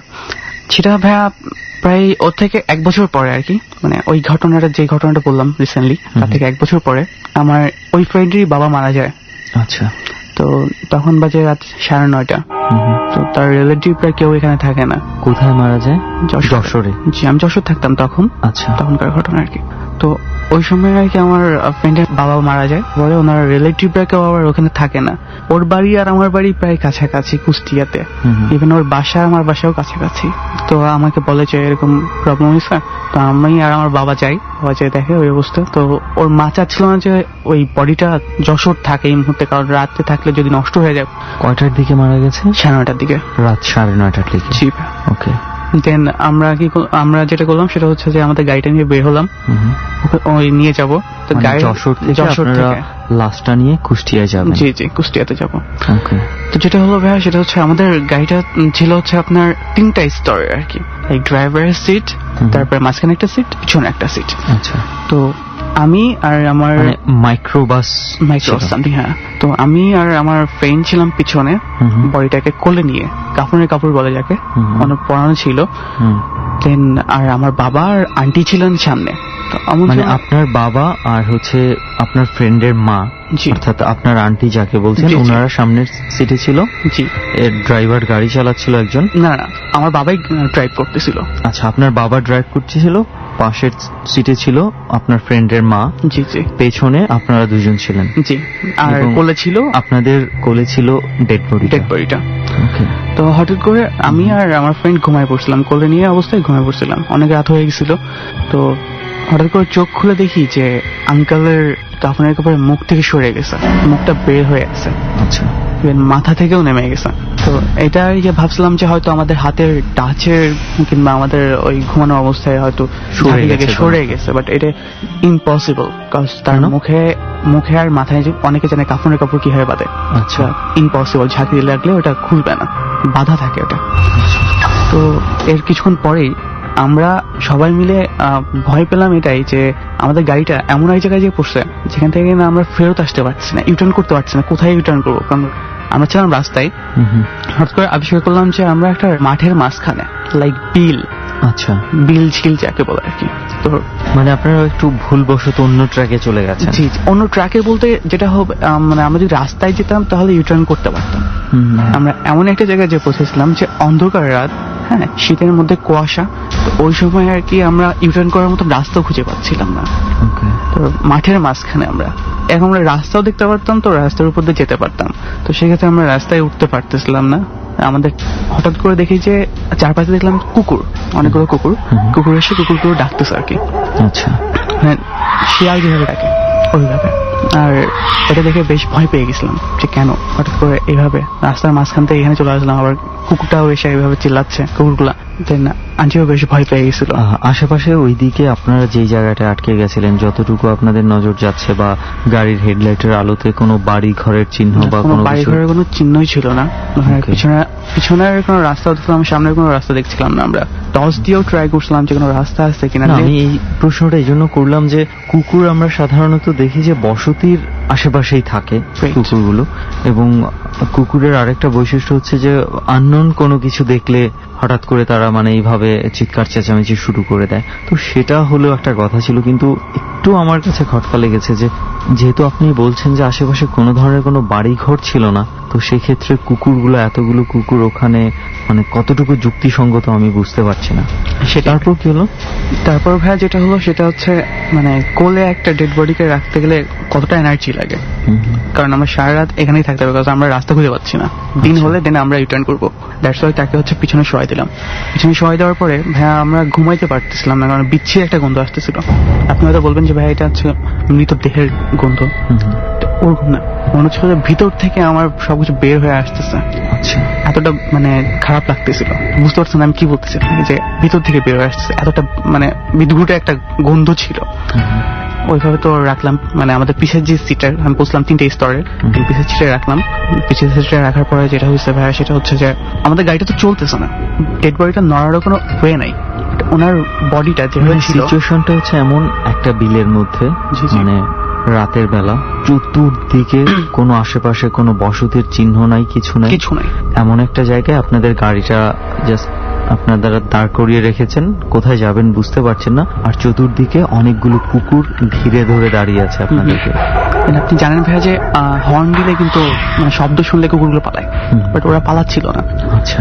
ওকে, দেন পিছিয়ে রাখার পর আমাদের গাড়ি তো চলতেছে না, গাড়ি সম্পূর্ণ অফ করে রাখছে।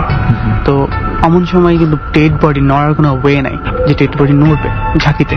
তো পিছনে রাখার পরে যেটা হয়েছে ভাই সেটা হচ্ছে ডেড বডি রাখে সোজা করে আর কি, ওনারটা হচ্ছে এক কাত হয়ে গেছিল, এক সাইডে কাত হয়ে গেছিল। আমরা রাখার কিছুক্ষণ পর দেখতে পাচ্ছি যে ওনারটা এক কাত হয়ে গেছিল। তো এইভাবে ভাইয়া অনেক মানে ভয়ের মধ্যে ছিলাম যে কুকুরগুলো এইভাবে কেন ডাকতেছে, কারণ নামতেও পারতেছিলাম না। গাড়ি থেকে নামতে গেলে নেমে হয়তো আমি রাস্তা দেখতে পারতাম, খুঁজতাম হয়তো নেমে, আমার বাবা আর আমি নেমে, কিংবা ফ্রেন্ড নেমে যেত, বাট ওই ধরনের কোনো ওয়ে ছিল না। তার সঙ্গে আমরা ওইখান থেকে ইউটার্ন করতে পারছিলাম না। তো আমরা সিদ্ধান্ত নিলাম ভাইয়া আমরা এখানে রাতটা কাটাবো, দেন সকালবেলা যাবো। তো সকাল উঠে যেটা দেখলাম ভাইয়া অদ্ভুত একটা ব্যাপার, আমাদের প্রায় 100 ফুট দূরে একটা রাস্তা, দুই পাশে মাঠ আর মাঝখানে রাস্তা। আচ্ছা, কিন্তু আপনারা ওটা আসলে রাতের বেলা বুঝতে পারছিলেন না যে আশেপাশে রাস্তা। আপনাকে যেটা বলবো ভাইয়া সেটা অদ্ভুত একটা ব্যাপার, যে আমরা যদি ওই রাস্তা থেকেই নামতাম, হ্যাঁ, তাহলে পরে গাড়িটা নামতে গেলে আমরা অনেক বড় একটা ঝাঁকি খেতাম। কারণ রাস্তাটা ছিল অনেক উঁচু, মাঝখান দিয়ে একটা পানির একটা ছিল, ড্রেনের মতন ছিল। ওইখান থেকে আমরা নামতে পারতাম না কখনোই। নামলে হয়তো পড়লে আমাদের কোনো না কোনো ক্ষতি হতো, মানে বাবার কোনো ক্ষতি হতো, আমাদের কোনো ক্ষতি হতো, ডেড বডিটা পড়ে যেত কোল থেকে। এমন কিছুই হয় নাই, আমরা কিছুই বুঝি নাই। জাস্ট পরবর্তীতে বুঝছি যে আমাদের গাড়িটা অফ হয়েছে, বাবা অফ করছে, বলতেছে যে আমরা কোথায় আসছি, এটাই ভাই। দেন আমরা সকালবেলা ইউটার্ন করে দেন কোনো ওয়েতে আর কি রাস্তায় গাড়িটা উঠাই, দেন চলে আসি কুষ্টিয়াতে।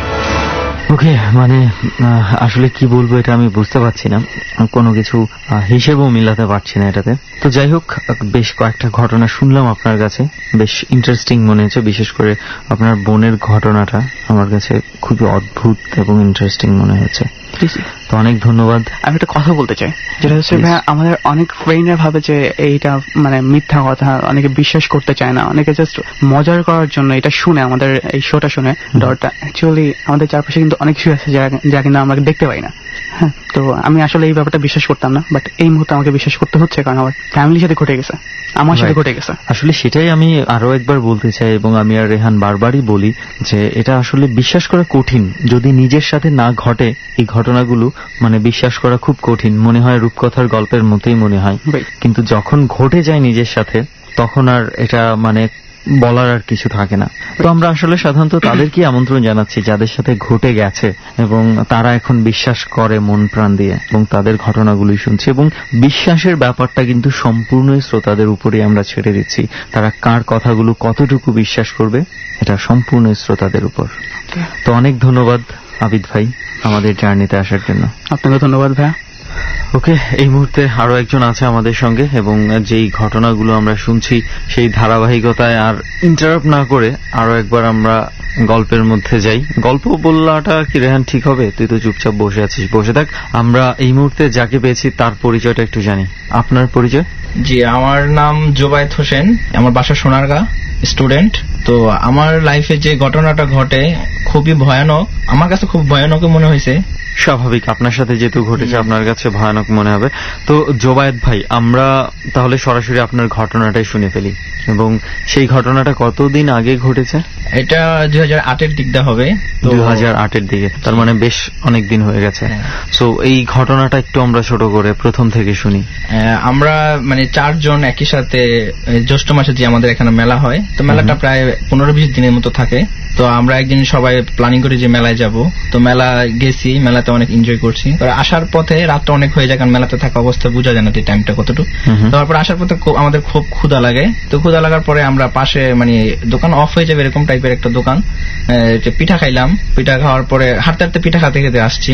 তো ওই সময় সাথে অনেকজন ছিল, যেটা কোনো মনে ভয় ছিল না। তো আস্তে আস্তে মানে বাড়ির খুব কাছাকাছি এসে পড়ি। তো আমাদের বাড়ির পাশেই নতুন রাস্তা হয়। তো রাস্তাটা কাঁচা টাইপের ছিল, মানে ইট টিট কিছু বসানো হয়নি, নতুন। তো আসার পরে আমরা চিন্তা করলাম যে বৃষ্টি হয়েছে রাত্রে, তো বাড়ির উপর দিয়ে গেলে কাদা টাদা লাগবে। বাড়ির উপর দিয়ে বলতে যে গ্রামের উপর দিয়া, গ্রামের ভিতরে আর কি, ঘর বাড়ি যে থাকে ঘর বাড়ির ভেতর দিকে, পাড়া মহল্লার ভেতর দিয়ে যে রাস্তা থাকে ওটার কথা বলছি। তো সেই জন্য যে চিন্তা করি যে আসলে নিচে দিয়ে যাব, কারণ রাত্রে করে বাড়ির উপর দিয়ে গেলে কাদা টাদা লাগবে। তো নিচে দিয়ে যাওয়ার প্ল্যানিং করি। তো রাস্তা নতুন হয়েছে, ওরকম বৃহৎ আকার হয় নাই। তো আমরা একজন সিরিয়াল ভাবে আসতে থাকি। তো আমি ছিলাম সবার সামনে।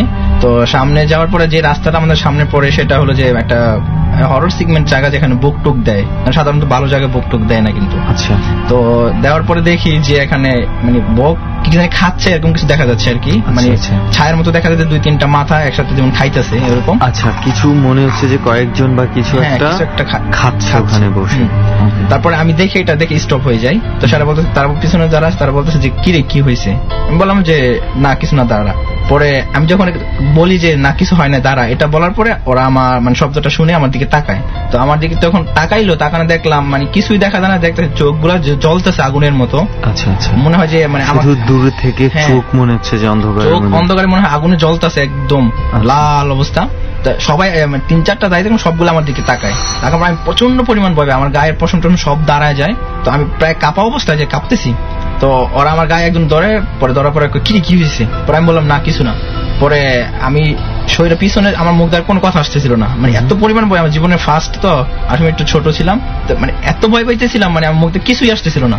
তো আমার পিছনে যারা ছিল তারা হঠাৎ করে দেখার পরে ওরা দৌড়ে পালায়। তা আমি ওদের সাথে দৌড় দিই। দৌড়ার পরে আমার যে কাজিনটা ছিল সে আবার মানে রাস্তা নতুন হওয়ার কারণে সে পড়ে যায় নিচে। পড়ে যায় নিয়ে পরে সবাই ওকে রেখে চলে যায়, বাট আমি তার হাতে ধরি। হাতে ধরার পরে সে আমার হাতে ধরে ওঠার পরে সে কিছু বলতে, তাও সে কাঁপতেছে। ডর মানে ভয়।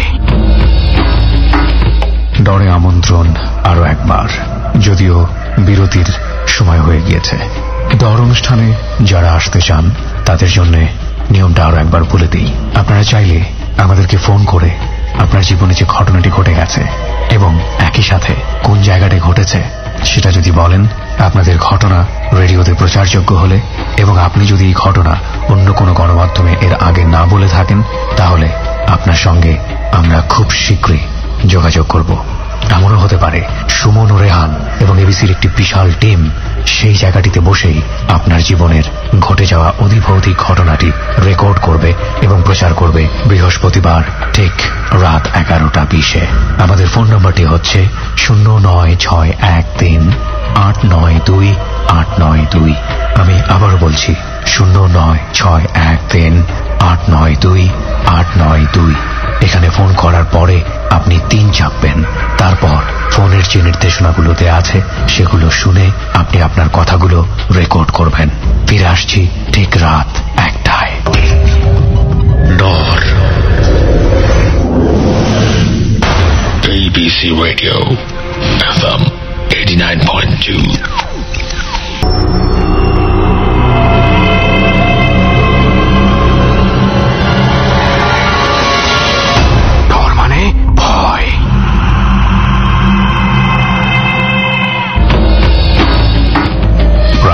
সময় যারা এই মুহূর্তে ডরে কান পেতে আছেন তাদের সবাইকে আরো একবার স্বাগত। আমি আরজে কিবরিয়া রয়েছি, আমার সঙ্গে রয়েছে বিশাল একটি টিম যে হন্টেড জায়গাটিতে বসে এই ডরটি রেকর্ড করা হয়েছে। সেখানে অন দ্য স্পট সুমন ও রেহান, সাউন্ডে কাজ করেছে লোবান এবং আমি তো আছি। প্রিয় শ্রোতা, আপনি চলে আসতে পারেন আমাদের ফেসবুক পেজে। আমাদের ফেসবুকের ঠিকানা facebook.com/ABC Radio FM 89.2। আমি আবারও বলি facebook.com/ABC Radio FM 89.2। ওখানে যাওয়ার পরে আপনি লাইক দেওয়ার সঙ্গে সঙ্গেই আমাদের ডর এবং একই সাথে এবিসির অন্যান্য রেডিও অনুষ্ঠানের মেম্বার হয়ে যাবেন। ফিরছি আমরা গল্পের ঠিক সেই জায়গাটি থেকে যেখানে ছোট্ট একটা বিরতি নিয়েছিলাম। ডর। হাতে ধরার পরে সে আমার হাতে ধরে ওঠার পরে সে কিছু বলতে, তাও সে কাঁপতেছে। পরে আমি বললাম আসতে সে সেন্সেস হয়ে পড়ে যায়, ওখানে অজ্ঞান হয়ে যায়। তো অজ্ঞান হয়ে যাওয়ার পরে সে বয়স আপনাদের চেয়ে ছোট ছিল? আমার 2 বছরের 3 বছরের ছোট হবে। আচ্ছা, অনেক ভয়ানক অবস্থা। কি করবো এত রাত্রে, কোথায় যাবো, বাসায় তো যেতেই হবে। পরে আমরা মানে এখন গ্রামের উপর দিয়ে আসতে হবে। তারপর গ্রামের উপর দিয়ে আসার চেষ্টা করার পরে আমাদের বাড়িতেই একটা পুরানো গাছ ছিল, গাব গাছ, অনেক পুরানো। তো ওই বাড়িটা আমার জঙ্গল টাইপের, একটু কেউ যায় না, থাকে না। তো সেখানে আগে শুনতাম যে কি না কি থাকতো। তো হঠাৎ করে ওই কথা মনে পড়ে যায় যে এখনো তো শুনতাম যে কি না কি আছে, এই দিকটা কিভাবে যাব। পরে দেখি ওই গাব গাছের উপর দিয়েও সেম একই জিনিস, কি জানো জিনিসগুলো আপনারা অন্য রাস্তায় দেখে আসছেন, সেই জিনিসগুলো একই, মানে ওঠানামা করতেছে। যখন আমরা দেখি তারাও আমাদেরকে দেখে ফেলে। দেখে ওঠানামা না করে আর দাঁড়াই, মানে স্টপ, আমাদের দিকে তাকাই রয়েছে। আচ্ছা, তারপরে আর আমরা মানে সামনের দিকে আগাইতে পারি না। তো না গানের কারণে আবার আমরা পিছনে ব্যাক করে একটা ব্রিজ, যে ব্রিজ দিয়ে নামতেছিলাম ডালে, ওই ব্রিজে আবার গিয়ে দাঁড়ানোর পরে ব্রিজের ওই পারে ছিল আমার এক চাচার বাসা, উনি এখানে নতুন বাড়ি করছে। পরে ওনার বাসার দিকে যায়, ওনার মেল আছে, বাড়ির পাশে মেল আছে। তো ওনার বাসা, উনি আবার অনেক রাত্র সজাগ থাকে, তো দেখি উনি বাইরে পাহারা টারা দিচ্ছে এরকম সজাগ টাইপের। পরে ওনাকে বলার পরে উনি বলে ঠিক আছে তোদের আজকে এই রাস্তায় যাওয়ার দরকার নাই, তোরা আমার এখানেই থাক। পরে চাচার এখানে থাকার পরে সকালে দেখি আমার যে ফুফাতো ভাইটা পড়ে গেছিল, সে কথা বলতে পারে না, কি কেমন যেন তাকায় থাকে শুধু মানুষের দিকে, কোনো কথাই বলতে পারে না, কিছু জিজ্ঞেস করলে কিছুই বলতে পারে না। পরে ফুজুর কবিরাজ আনার পরে ওকে মানে ওষুধ টষুধ দেয়, পানি পড়া দেয়, জারে টারে, পরে প্রায় মাসেক খানি পরে গিয়ে সে সুস্থ হয়ে। তার মানে এটা হচ্ছে আপনাদের প্রথম যে সরাসরি আপনি ভয় পেয়েছিলেন সেই ঘটনাটা। জি। ওকে, আরো একটা ঘটনার কথা আমরা শুনেছিলাম যে কোথাও হয়তো কোনো একটা ঘটনা আছে যেটা আপনি সরাসরি প্রত্যক্ষ করেছেন। সো এই ঘটনাটা একটু শুনি আমরা। যেটা হলো যে আমার আন্টির কাছ থেকে শুনছি, সেটা আমার এটা আপনি শুনেছেন? জি জি, আন্টির কাছ থেকে শুনেছি। ওকে। তো আমার আন্টির বাসায় সোনারগাঁ বেড়াইতে আসছে, তো আমিও বেড়াইতে গেছি নানুর বাড়িতে। তো এরকম কথা হইতেছিল, তো শুনলাম, উনি বললো যে এরকম শুনছি। বেশি আগের ঘটনাটা, প্রায় মাসেকখানি হবে। তো ওনারা যে বাসা থাকে ওনার পাশের বাড়িতেই, মানে ওরা ঘটনা ঘটার পরে জানতে পারে যে এখানে নাকি এরকম হয়েছিল। যে বাসাটা, সেই বাসার মধ্যে দুটা মুরব্বী মারা গেছিল, হাজবেন্ড ওয়াইফ। তো তাদেরকে নাকি বাড়িতেই কবর দেওয়া হয়েছে। বাড়িতে কবর দেওয়ার পরে অনেকদিন হয়ে গেছে, তো এটা কবর আর কবর বোঝা যায় না ওরকম। তো তাদের ছেলে মেয়ে নাতিরা ওই জায়গায় নাকি ঘর তোলে। এটা কি ওরা যখন গড় তুলতো ওরা জেনেই তুলেছে নাকি? না, ওরা জানতো না যে এখানে কবর ছিল, মানে কবরটা অনেক আগে, মানে বোঝা যায় না, যে বোঝা যায় না। তো ঘর তোলার পরে মানে ওরা সেই কবরের উপরেই বাসা তোলে। তো এখানে কবরের উপরে মানুষ থাকলে কিন্তু তাদের আজাব হয়, বা ওদের কিন্তু থাকলে বেটার না, ওই কবরটা কিন্তু কবর থাকে না। তখন তারা নাকি কি করতো, ওই মুরব্বী দুইজন, পুরুষ এবং মহিলা, প্রায় মানে রাতে যাদের কবর ছিল, হ্যাঁ হ্যাঁ, তারা নাকি দেখা দিত মানুষের সাথে, ওই বাড়ির আশেপাশে মানুষের সাথে নাকি দেখা দিত। আচ্ছা আচ্ছা আচ্ছা। ওই যারা ঘর তুলেছে তাদের সাথে দেখা দিত না? তারা বাসায় থাকে না, তারা বাসায় তুলছে কিন্তু শুধু ঘরটাই তুলেছে, তুলে রেখেছে। ওকে, দেখা দিত, এরকম দেখা দিত, কিন্তু কেউ কিছু বলতো না, জানতো আর কি। অনেকে জানতো, আবার অনেকে জানতোই না, কারণ অনেক আগের তো, যারা একটু বয়স্ক মুরব্বী টাইপের তারা জানে আর কি। বাড়ির পাশে আবার রাস্তা, মেইন রোড, তো মেইন রোড দিয়ে হঠাৎ করে দুইটা ছেলে আসতেছিল।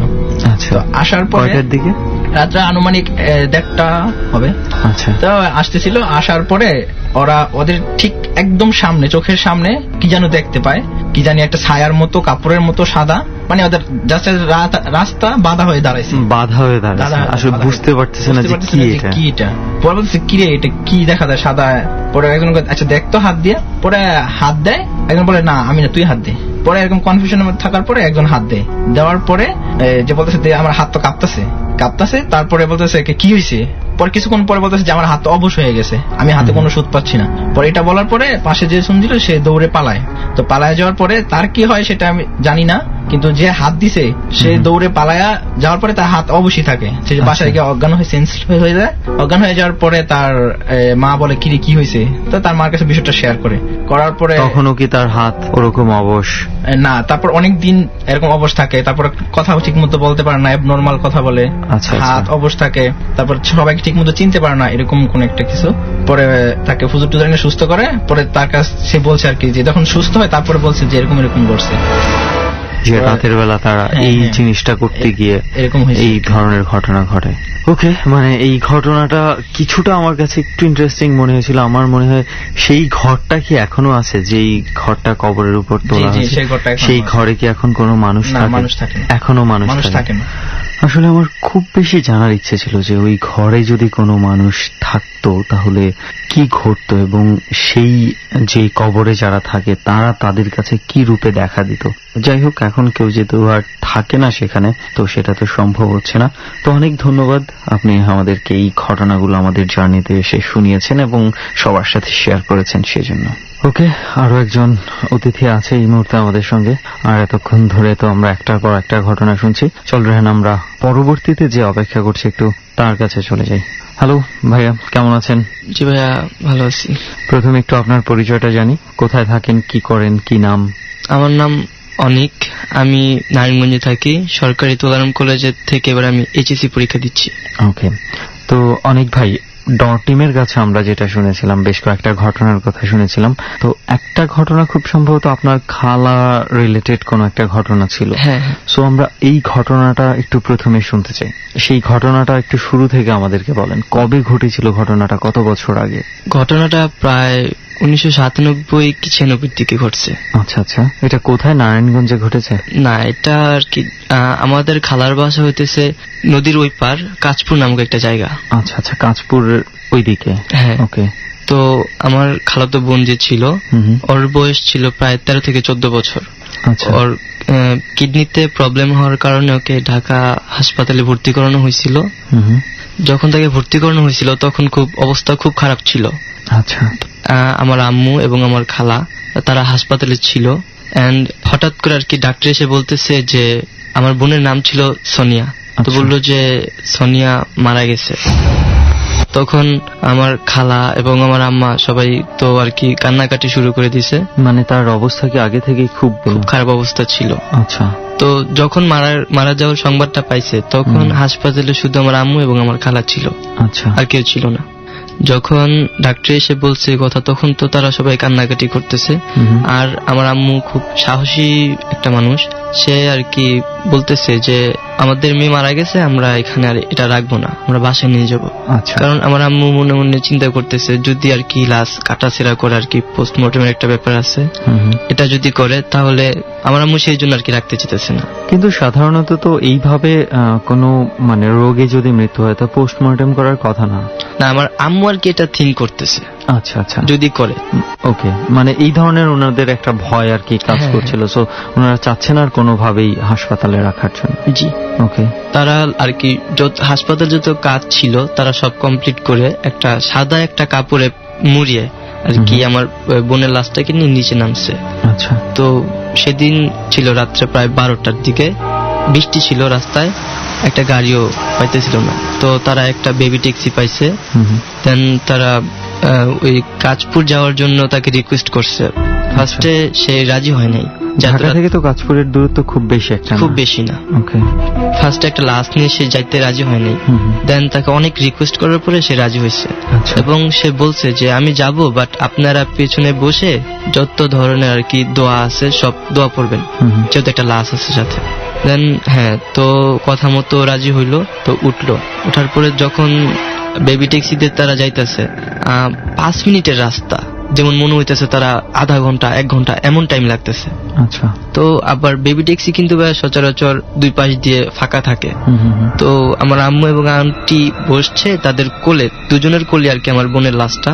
তো আমার আম্মু আমার আন্টিকে বলতেছে আপা আপনি ওকে টানতেছেন কেন? তো আমার আন্টি আবার বলতেছে আমি কই টানি, তুই তো আবার ওইখান দিয়ে টানতেছিস।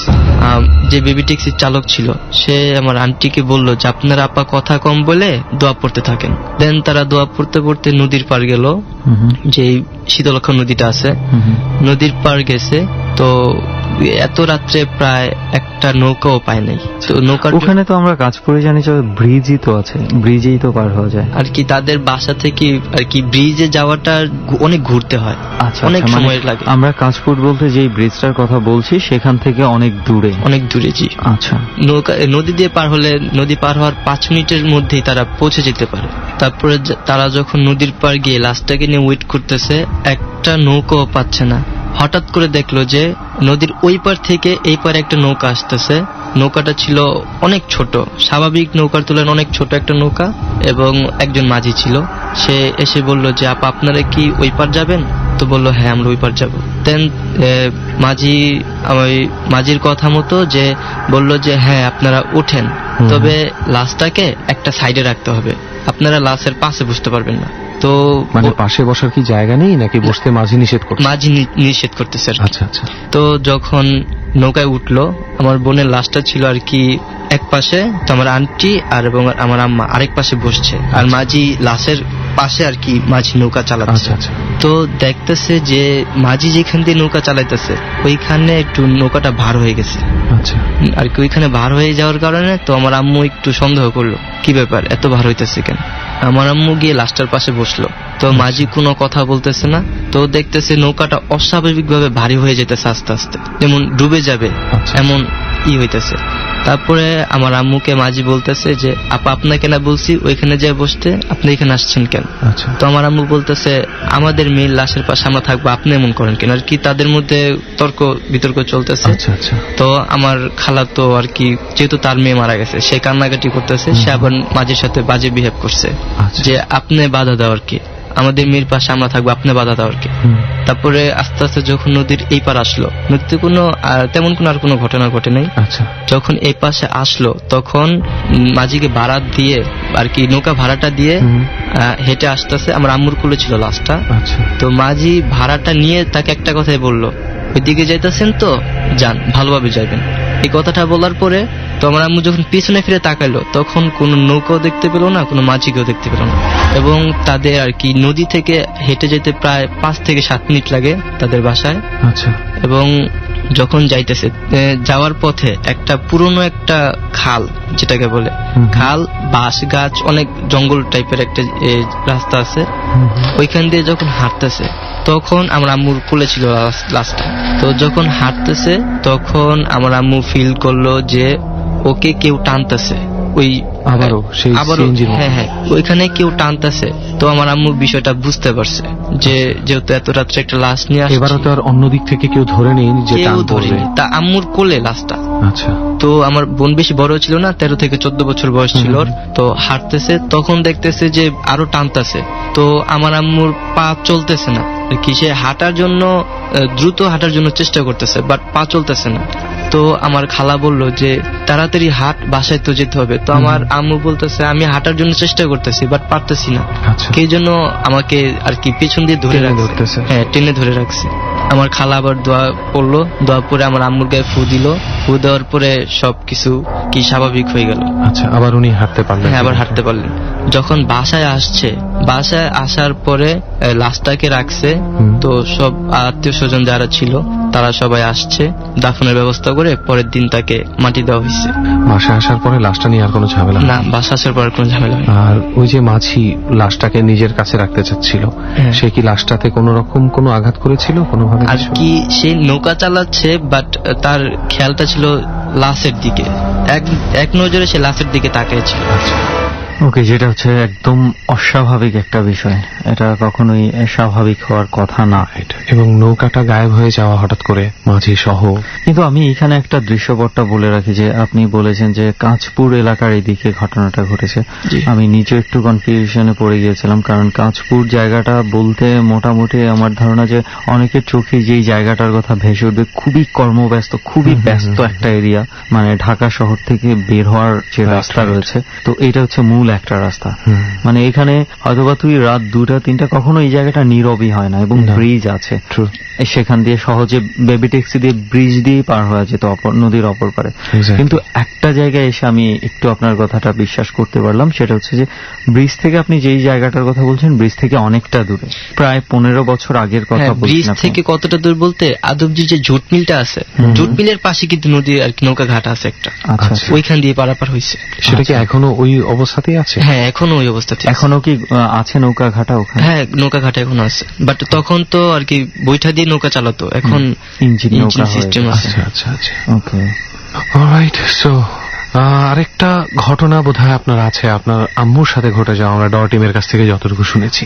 জি, আমার আম্মুর সঙ্গে আরেকটা ঘটনা আছে, একটু শুনি আমরা। এটা প্রথমে জানতে চাই, এটা কখন কোথায় ঘটে? এটা এক্স্যাক্টলি কত সালে ঘটছে সেটা আমার মনে নেই, তবে হ্যাঁ আমার আম্মুর বিয়ের আগে। ওকে ওকে, এটা মানে অনেক আগে। এটা আর কি নারায়ণগঞ্জ জেলার কি দিলপাড়া নামক একটা গ্রাম আছে, ওইখানে। আচ্ছা আচ্ছা। তো আমার আম্মু একদিন রাত্রে আমার আম্মুর ফুফাতো বোনের সঙ্গে রাত্রে ঘুমানোর জন্য তার বাসায় যাচ্ছে। আচ্ছা। আমাদের যে আমার আম্মু যাওয়ার পথে আর কি একটা বাসা আছে, একটা বাড়ি আছে, যে ওই কত রাতে ভাইয়া? সরি, রাতটা ছিল প্রায় 11:30। আচ্ছা আচ্ছা, এত রাত্রে উনি একলা যাচ্ছিলেন? হ্যাঁ, আমার আম্মু খুব সাহসী ছিলেন। আচ্ছা। তো রাত্রে ডিনার শেষ করে তো তার সঙ্গে ঘুমানোর জন্য যাচ্ছে। তো যাওয়ার পথে একটা বাড়ি পড়ে মাঝখানে, তো ওই বাড়িতে আবার একটা মহিলা আর কি সুইসাইড করছে, তার হাজবেন্ডের সঙ্গে ঝগড়া লেগে সুইসাইড করছে। ওকে, সেটা কবে? ওই ঘটনা আমার আম্মু মানে যেদিন আপনার আম্মু যাচ্ছিল তার কত আগে ঘটেছে ঘটনা? তার 1 থেকে 1.5 বছর আগে ঘটনা। আচ্ছা আচ্ছা, কি এমন হবে আর কি। তো আম্মু যখন যাচ্ছে তখন দেখতে পেল যে ওই মহিলা ঠিক যেভাবে যে স্টাইলে শাড়ি পরতো, চুলগুলো বড় বড় ছিল, মাথা সবসময় ঘুমটা থাকতো। তো ঠিক সেই মহিলাটাকে আম্মু দেখতে পেল, যে মাটি থেকে একটু উপরে ভেসে ভেসে মহিলাটা হাঁটতেছে। আমার আম্মু দূর থেকে এটা দেখে একদম এটা হয়ে যায় না, আমার আম্মু আর কি এটা দেখে দাঁড়িয়ে গেল, যেটা আমি কি দেখলাম। আচ্ছা। তো ওই মহিলাটা আম্মুর কাছ থেকে একটু যখন দূরে ছিল, তখন আম্মুকে একটু ঘাটটা পেছনে ফিরে আম্মুর দিকে একটু তাকালো, একটু তাকিয়ে সে একটা ওই মহিলাটার যে মানে আত্মাটা বা যাই বলি না কেন, সেটাও আপনার আম্মুকে টের পেয়েছে যখন আছে? টের পেয়েছে। আচ্ছা। তো ওই মহিলাটা আম্মুকে একটু দেখলো, জাস্ট এক নজর দেখার পরে একটা গাছের সাথে হাওয়ায় মিশে গেল। তারপরে আপনার আম্মু কি সেই বাড়ি ক্রস করেই গেছে? হ্যাঁ, সেই বাড়ি ক্রস করে গেছে। আসলেই আপনার আম্মু অনেক অনেক সাহসী একজন মানুষ। ওকে, ডেফিনেটলি মানে ওই অবস্থায় মানে কেউ দেখলে মানে এমনিতেই স্বাভাবিকভাবে থাকতে পারার কথা। একে তো এত রাতের বেলা ওরকম একটা এলাকায় আমরা মানুষের ভয়েই না যাই না অনেকে, তাই না? সেখানে এই ধরনের একটা কিছু দেখার পরে মাই গুডনেস। যাই হোক, থ্যাংক ইউ ভেরি মাচ ভাইয়া, আপনি আমাদের সাথে এই গল্পগুলো শেয়ার করার জন্য। তো অনেকগুলো গল্পই তো শুনলাম, কিন্তু আসলে কেন এখানে বসে শুনলাম সেটা কিন্তু এখনো ডিসক্লোজ করা হয়নি। দোষ বুঝছিস, আমরা তো তাকে অনেক রিকোয়েস্ট করছি, অনেক রিকোয়েস্ট করেছিলাম। আমরা জানি যে সবার ডিমান্ড থাকবে যে একবার তার কাছ থেকে ঘটনাটা শোনার জন্য, সেটাই আমরা চেয়েছিলাম, আপ্রাণ চেষ্টা করেছিলাম। কিন্তু যেহেতু সে তার সেফটির কথা বলেছে, তো সেক্ষেত্রে আসলে আমাদের আর করার কিছুই থাকেনি। তো সেজন্য আমি আর রেহান আমরাই একটা রিস্ক নিয়েছি যে আদৌ কি ঘটে, আমরা নিজেরাই দেখতে চাই আসলেই কিছু ঘটে কিনা। তবে if I go to more detail, তাহলে এটা বলতে হয় যে যেখানে যে আমাদেরকে খবর দিয়েছে যার বাবা এখানে মারা গেছে, তার বাবাই শুধু নয়, তার থেকে 2-3 মাস আগে আরেকজন, এবং তার 2-3 মাস আগে আরেকজন, অর্থাৎ মোট 3 জন একই সময়, অর্থাৎ সন্ধ্যা 6:30 থেকে 7টার মধ্যের সময়ের মধ্যে এই 3 জন এই একই রুমে ডিউটি করা অবস্থায় মৃত্যুবরণ করে। এবং মৃত্যুগুলা ছিল খুবই অস্বাভাবিক ধরনের মৃত্যু, এবং 3 জনের মৃত্যুর যেই ঘটনাটা, যেই কারণটা মনে হচ্ছে অন্তত একই কারণে বোঝা গেছে যে কিছু একটা একই জিনিস ঘটেছে তাদের সাথে, এবং এই কারণটাই বলতেই কিন্তু ভয় পাচ্ছে। তবে এটা শিওর এটা মানুষের দ্বারা ঘটানো কোনো অ্যাক্সিডেন্ট বলে মনে হয়নি। তারা বিশ্বাস করে, যেটা আমরা যার কাছে শুনেছি, তারা বিশ্বাস করার যথেষ্ট কারণ আছে। দোষ, বিশ্বাস করার কারণটা কি, যে তার কথা অনুযায়ী তার বাবা কারণটা জানতো এবং সেই কারণেই তার মৃত্যু হয়। এবং তার আগে তার বাবার যে ফ্রেন্ড 3 মাস আগে যে মারা গেছে, ঠিক একই সময়ে একই রুমে সেও এই ঘটনাটা জানতো, এবং তার আগের জন যে মারা গেছে সেও এই ঘটনাটা জানতো। সো দেখা যাচ্ছে যে ব্যাপারটা ঘটনাটাকে প্রকাশ করছে সে আর বেঁচে থাকছে না। তো সেই অবস্থায় এই ছেলেটা কেন প্রকাশ করবে? সেই জন্যই আমরা আসলে তাকে সামনে আনতে পারিনি। আসলে এটা আমাদের কাইন্ড অফ ব্যর্থতাই, যে আমরা তাকে অনেক ইভেন একটু অবস্থাপন্ন মানুষ বলে আমরা তাকে ফাইন্যান্সিয়াল কিছু সাপোর্ট দেওয়ার কথাও চিন্তা করেছিলাম, সেটাতেও সে রাজি হয়নি, এতটা বেশি ভীত। আসলে জীবনের প্রশ্ন যেখানে, সেখানে আসলে ফাইন্যান্সিয়াল বিষয়টা করা যায় না। কিন্তু একটা ঘটনা রেহান আমরা মনে হয় বলা উচিত, যেটা হচ্ছে যে খুব রিসেন্ট না, আবার খুব পুরনো না, একটা ঘটনা এই জায়গাটাকে ঘিরে ঘটেছে। প্রায় বছরখানেক আগে হয়তো বা ঘটনাটা ঘটেছে এখানে। এবং কি ঘটেছিল এটা আমরা ফেসবুকে পেয়েছি, আমি আর রেহান দুজনেই। আমাদের পেজে একজন দুবাই থেকে লিখে শেয়ার করেছিল। পেজে এই ঘটনাটা উনি পাঠানোর পরেই আমরা এই জায়গাটা নিয়ে ঘাটানো শুরু করার পরে আমরা খুঁজে পাই আমাদের আজকের সোর্সিং রাইট। আর তার যে ঘটনাটা ছিল, সেই ঘটনাটা ছিল এরকম, সে একবার কোনো কারণে ঢাকায় এসেছিল, সে ঢাকার বাইরে থাকে, তো তারা গাড়ি নিয়ে এসেছিল। ঢাকায় কাজ শেষ করে বাড়ি ফিরতে ফিরতে রাত হয়ে গেছে, প্রায় মনে হয় 12টা-1টা বেজে গেছে। তো নিজেদের গাড়ি ছিল বলে ভাড়া করা হোক, কিন্তু নিজেরা ভাড়া নিয়ে এসছে, যে কোনো সময় যেতে পারে, সেই জন্য কোনো আর টেনশন করে নাই সেটা নিয়ে। এবং আমরা জানি যে এই রাস্তাটা খুবই ব্যস্ত, ইভেন আমরা এখন যেটা দেখতে পাচ্ছি প্রচুর গাড়ি চলাচল করছে, কিন্তু কোনো গাড়ি থামছে না, থামার মতন অবস্থা নেই এই জায়গাটা আসলে কেন থামবে? তো তারা যখন যাচ্ছিল হঠাৎ কোনো একটা কারণে এই জায়গাটার কিছু দূর আগেই তাদের হঠাৎ গাড়ির ব্রেক ফেল হয়ে যায়। কোনোভাবেই চেষ্টা করে গাড়িটা থামাতেও পারছিল না, কিন্তু ঠিক এই জায়গাটাতে যখন আসে সেই জায়গাটাতে এসে গাড়িটা হঠাৎ বন্ধ হয়ে যায়। তারপর হচ্ছে তারা নেমে দেখে, আসলে বোঝার চেষ্টা করছিল কি প্রবলেম হয়েছিল গাড়িটাতে। তারপরে খুব একটা কোনো প্রবলেম খুঁজে পাচ্ছিল না। তারপর মনে করে দেখলো যে ইঞ্জিন অনেক গরম হয়ে গেছে, তো একটু পানি মনে হয় দেওয়া দরকার। খুব সম্ভবত আমার যতটুকু মনে পড়ে ব্রেক প্যাড বা কিছু একটা নষ্ট হয়ে গেছিল বা ছিঁড়ে গেছিল, এই ধরনের হ্যাঁ সেটাও ছিল। তো তারা এরপরে হচ্ছে এই পাশেই দেখতে পাচ্ছিস আমরা কিন্তু একটা ছোট্ট ডোবার মতো দেখছি যে ওখানে পানি জমে থাকে। তো তারা চিন্তা করছে যে ওখান থেকে একটু পানি এনে গাড়িটার মধ্যে ইঞ্জিনে হয়তো ঢাললে একটু ঠান্ডা হয়ে যাবে, হয়তো বা চলতে পারে। তাদের কাছে আর কোনো অপশন ছিল না ওই মুহূর্তে। তো দুইজন গাড়িতে বসা ছিল, একজন আসছে পানিটা নিয়ে যাওয়ার জন্য। তো সে যখন পানিটা নিয়ে উঠবে রাস্তার উপরে, ঠিক সে খেয়াল করছে এইখান থেকে যে জানালাটা দিয়ে দেখা যায় রাস্তাটা, সেই জানালাটার এখানে কেউ একজন দাঁড়িয়ে তার দিক তাকিয়ে আছে। এবং সে একবার মনে করছে যে সে ভুল দেখছে, সে আরো একবার দেখার চেষ্টা করছে যে আসলে কি কেউ দাঁড়িয়ে আছে। কিন্তু তখন দেখলো যে হঠাৎ যে গাড়িগুলো আসা যাওয়া করে, যে লাইটের ফোকাসটা পড়ে, একজন দাঁড়িয়ে আছে। সে কয়েকবার খেয়াল করেছে সেটা। তো এটা দেখার পর একটা পর্যায়ে দেখা গেছে যে কিভাবে যেন সম্মোহনের মতো হয়ে গেছে। তো ওই জায়গা থেকে সেটা তাকায় দেখতেছে যে লোকটা তাকায় আছে তার দিকে, তার দৃষ্টি কেমন যেন আটকে গেছে। সে সরাতেও পারছে না চোখ, কিন্তু সে কি কারণে তাকিয়ে আছে সে নিজেও জানে না। এবং যখন সেই জানালাটা দিয়ে দেখছে এই লোকটা অদ্ভুতভাবে তার দিকে তাকায় আছে, এবং তাকায় থাকতে থাকতে হঠাৎ করে এটার যে আমরা 2 তলার যেই জানালা আছে সেখান থেকে লাফ দিয়ে পড়ে যায়। আর যখনই লাফ দিয়ে পড়ে যায় সে চিৎকার চেঁচামেচি শুরু করে দেয়। এবং তার যে বাকি বন্ধুরা গাড়িতে ছিল তখন সবাই দৌড়ে আসে তার কাছে, ঘটনা কি হয়েছে জানার চেষ্টা করে। এবং তখন সবাই টর্চ নিয়ে সাথে সাথে ওই জায়গাটাতে যায় এবং পুরো জায়গাটা তন্ন তন্ন করে খোঁজে যে সেখানে কোনো ধরনের কোনো কিছুই পাওয়া যায়নি। আসলে এটা আমাদের বন্ধুরা যারা শুনছে তাদের কাছে হয়তো বা খুব সিম্পল একটা স্টোরি মনে হতে পারে। এখানে আরেকটা ঘটনা একটু বলে রাখি যেটা মিস করে গেছি। যেইখানে লাফ দিয়ে পড়েছে সেইখানে এমন কিছু জিনিস ছিল যে পরিত্যক্ত লোহা রড ফ্যাক্টরি, ওখানে কোনো মানুষ যদি পড়ে একদম শেষ হয়ে যাবে, তার বাঁচার কোনো চান্স। বাজেভাবে রক্তাক্ত হওয়ার কথা, এবং তার ভেতরে 3-4-5টা রডের টুকরা ঢুকে যাওয়ার কথা আছে। যাই হোক, যেটা বলছিলাম যে আসলে এটাকে অনেকের মনে হতে পারে যে খুব সামান্য একটা sequence, but it's not easy. আমি একটা গল্পের বইয়ে পড়ে খুব ভয় পেয়েছিলাম যে একটা মেয়ে রাত্রেবেলা একা বসেছিল জানালায়, হঠাৎ করে তার ঠিক সামনের বাসায় সে দেখতে পায় সাদা শাড়ি পরা একটা মহিলা দাঁড়িয়ে আছে, এবং মহিলাটা তার দিকে তাকিয়ে হাসতে হাসতে লাফ দিয়ে পড়ে যায়। এবং বিল্ডিং এর ডিস্টেন্স ছিল খুব কম লেখকের লেখা অনুযায়ী। মজার ব্যাপার হচ্ছে ঠিক যখন পড়তে পড়তে মেয়েটার চোখের সামনে আসে লাশটা, বা যে আত্মহত্যা করছে সে যখন চোখের সামনে আসে, তখন আধা সেকেন্ডের জন্য থেমে মেয়েটার দিকে তাকিয়ে সে একটা হাসি দেয়, হাসি দিয়ে পরন্ত অবস্থায় তারপর পড়ে যায়। সো এই সিকোয়েন্স গুলো, একজনকে আত্মহত্যা করতে দেখা, একজনকে মরতে দেখা, একজনকে পুড়ে মরতে দেখা, it's not easy to deal with. যে চিৎকার করেছে যথেষ্ট ভয়ঙ্কর ভাবে ভয় পেয়েই চিৎকার করেছে। আমরা সাধারণভাবে কোনো মানুষকে যখন হঠাৎ করে কোনো একটা অ্যাক্সিডেন্টের মধ্যে পড়ে যেতে দেখি আমরা কিন্তু নিজের অজান্তেই চিৎকার করে উঠি, রাইট? আর এটা মানুষের সহজাত স্বভাব, এটা করবেই। Whatever, আমরা যেই কারণে এখানে এসেছি, আমরা চাচ্ছিলাম কোনো একটা কিছু প্রমাণিত হোক। আপাতত দেখি কি হয়। অনেকগুলো গল্প তো শুনলাম এখানে বসে। আই থিঙ্ক যারা আমাদের সঙ্গে আছে তাদেরও চোখ মুখের যে অবস্থা দেখতে পাচ্ছি, তাদেরও মনে হচ্ছে না আর এই রুমে থাকার কোনো ইচ্ছা আছে। চলেন আমরা সবাই উঠে বলি। এই ভয়টা দেখে আমি সবসময় কোন কথাটা বলি, believe it or not, fear does exist. ডর মানে ভয়।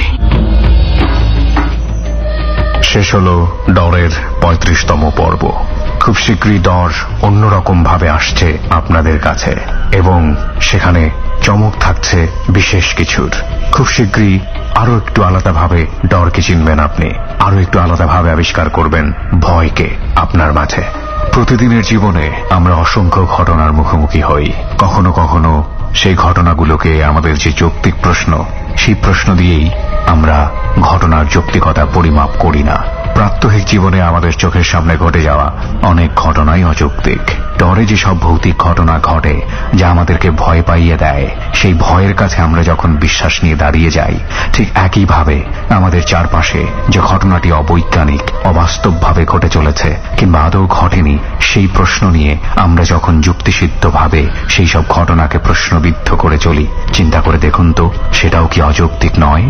আমরা শুধু বলতে চাই, যদি ডরের ঘটনাগুলোকে আপনি এক ধরনের অসঙ্গতি মনে করেন, তাহলে আমাদের প্রাত্যহিক জীবনে যেসব ঘটনা আমাদের চোখের সামনে ঘটে চলছে, যা মানব কল্যাণের জন্য ভালো নয়, তাও তো অসঙ্গতি। সিইং কিংবা আনসিন, দেখুন কিংবা নাই দেখুন, এই দুই জগতের মধ্যেই চরম রকমের অসঙ্গতি রয়েছে। আমরা যদি আসামের নাগাল্যান্ডের দিকে তাকাই, সেখানে সাধু সন্ন্যাসীরা, নাগা সন্ন্যাসীরা জীবন্ত মানুষ ভক্ষণ করাকে এক ধরনের পুণ্য মনে করেন। আমাদের এই সমাজ জীবনে সেটা চরম রকমের অসঙ্গতি।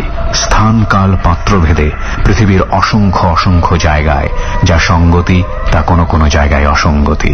কিংবা আপনি একলা ঘরের মধ্যে আজকে যখন ডর শুনছিলেন, আপনি যদি মনে করেন দরজাটা খুললেই সাদা ধপধপে কাফনের কাপড় পরা একজন মানুষ আপনার সামনে ওখানে অপেক্ষা করছে, সেই ভাবনাটা চরম অসঙ্গতি। কিংবা আপনি খুলে যদি দেখেই ফেলেন, তার পরের দিন সকালবেলা ঘুম থেকে উঠে যদি কোনো বন্ধুকে বলেন, ঘটনাটি তার কাছে চরম অসঙ্গতি, আপনার কাছে সেটা প্রচন্ড সঙ্গতি। বিজ্ঞানেরও একটা ব্যাখ্যা হয়তোবা এখানে আছে। আপনি মনে মনে ভেবেছিলেন বলেই চোখের সামনে এরকম একটি অবয়ব তৈরি হয়েছে। আমরা যৌক্তিকতার ঊর্ধ্বে উঠে এই অনুভূতিগুলোকে ধরতে চাই আমাদের এই অনুষ্ঠানে। সেজন্যই আমরা অনুষ্ঠানের শুরুতে বলিনি এটি বিজ্ঞান সিদ্ধ কোনো অনুষ্ঠান নয়। আমাদের এই অনুভূতি আগামী বৃহস্পতিবার পর্যন্ত আপনার অন্তরে দানা বেঁধে থাকুক। আমরা ফিরে আসব ঠিক রাত 11:20 আরো বেশ কিছু অসঙ্গতি নিয়ে। এই অসঙ্গতিগুলো হাজার মনে ভাবনার উদয় তৈরি করবে। আমরা হারিয়ে যাব ডর মানে ভয়ে।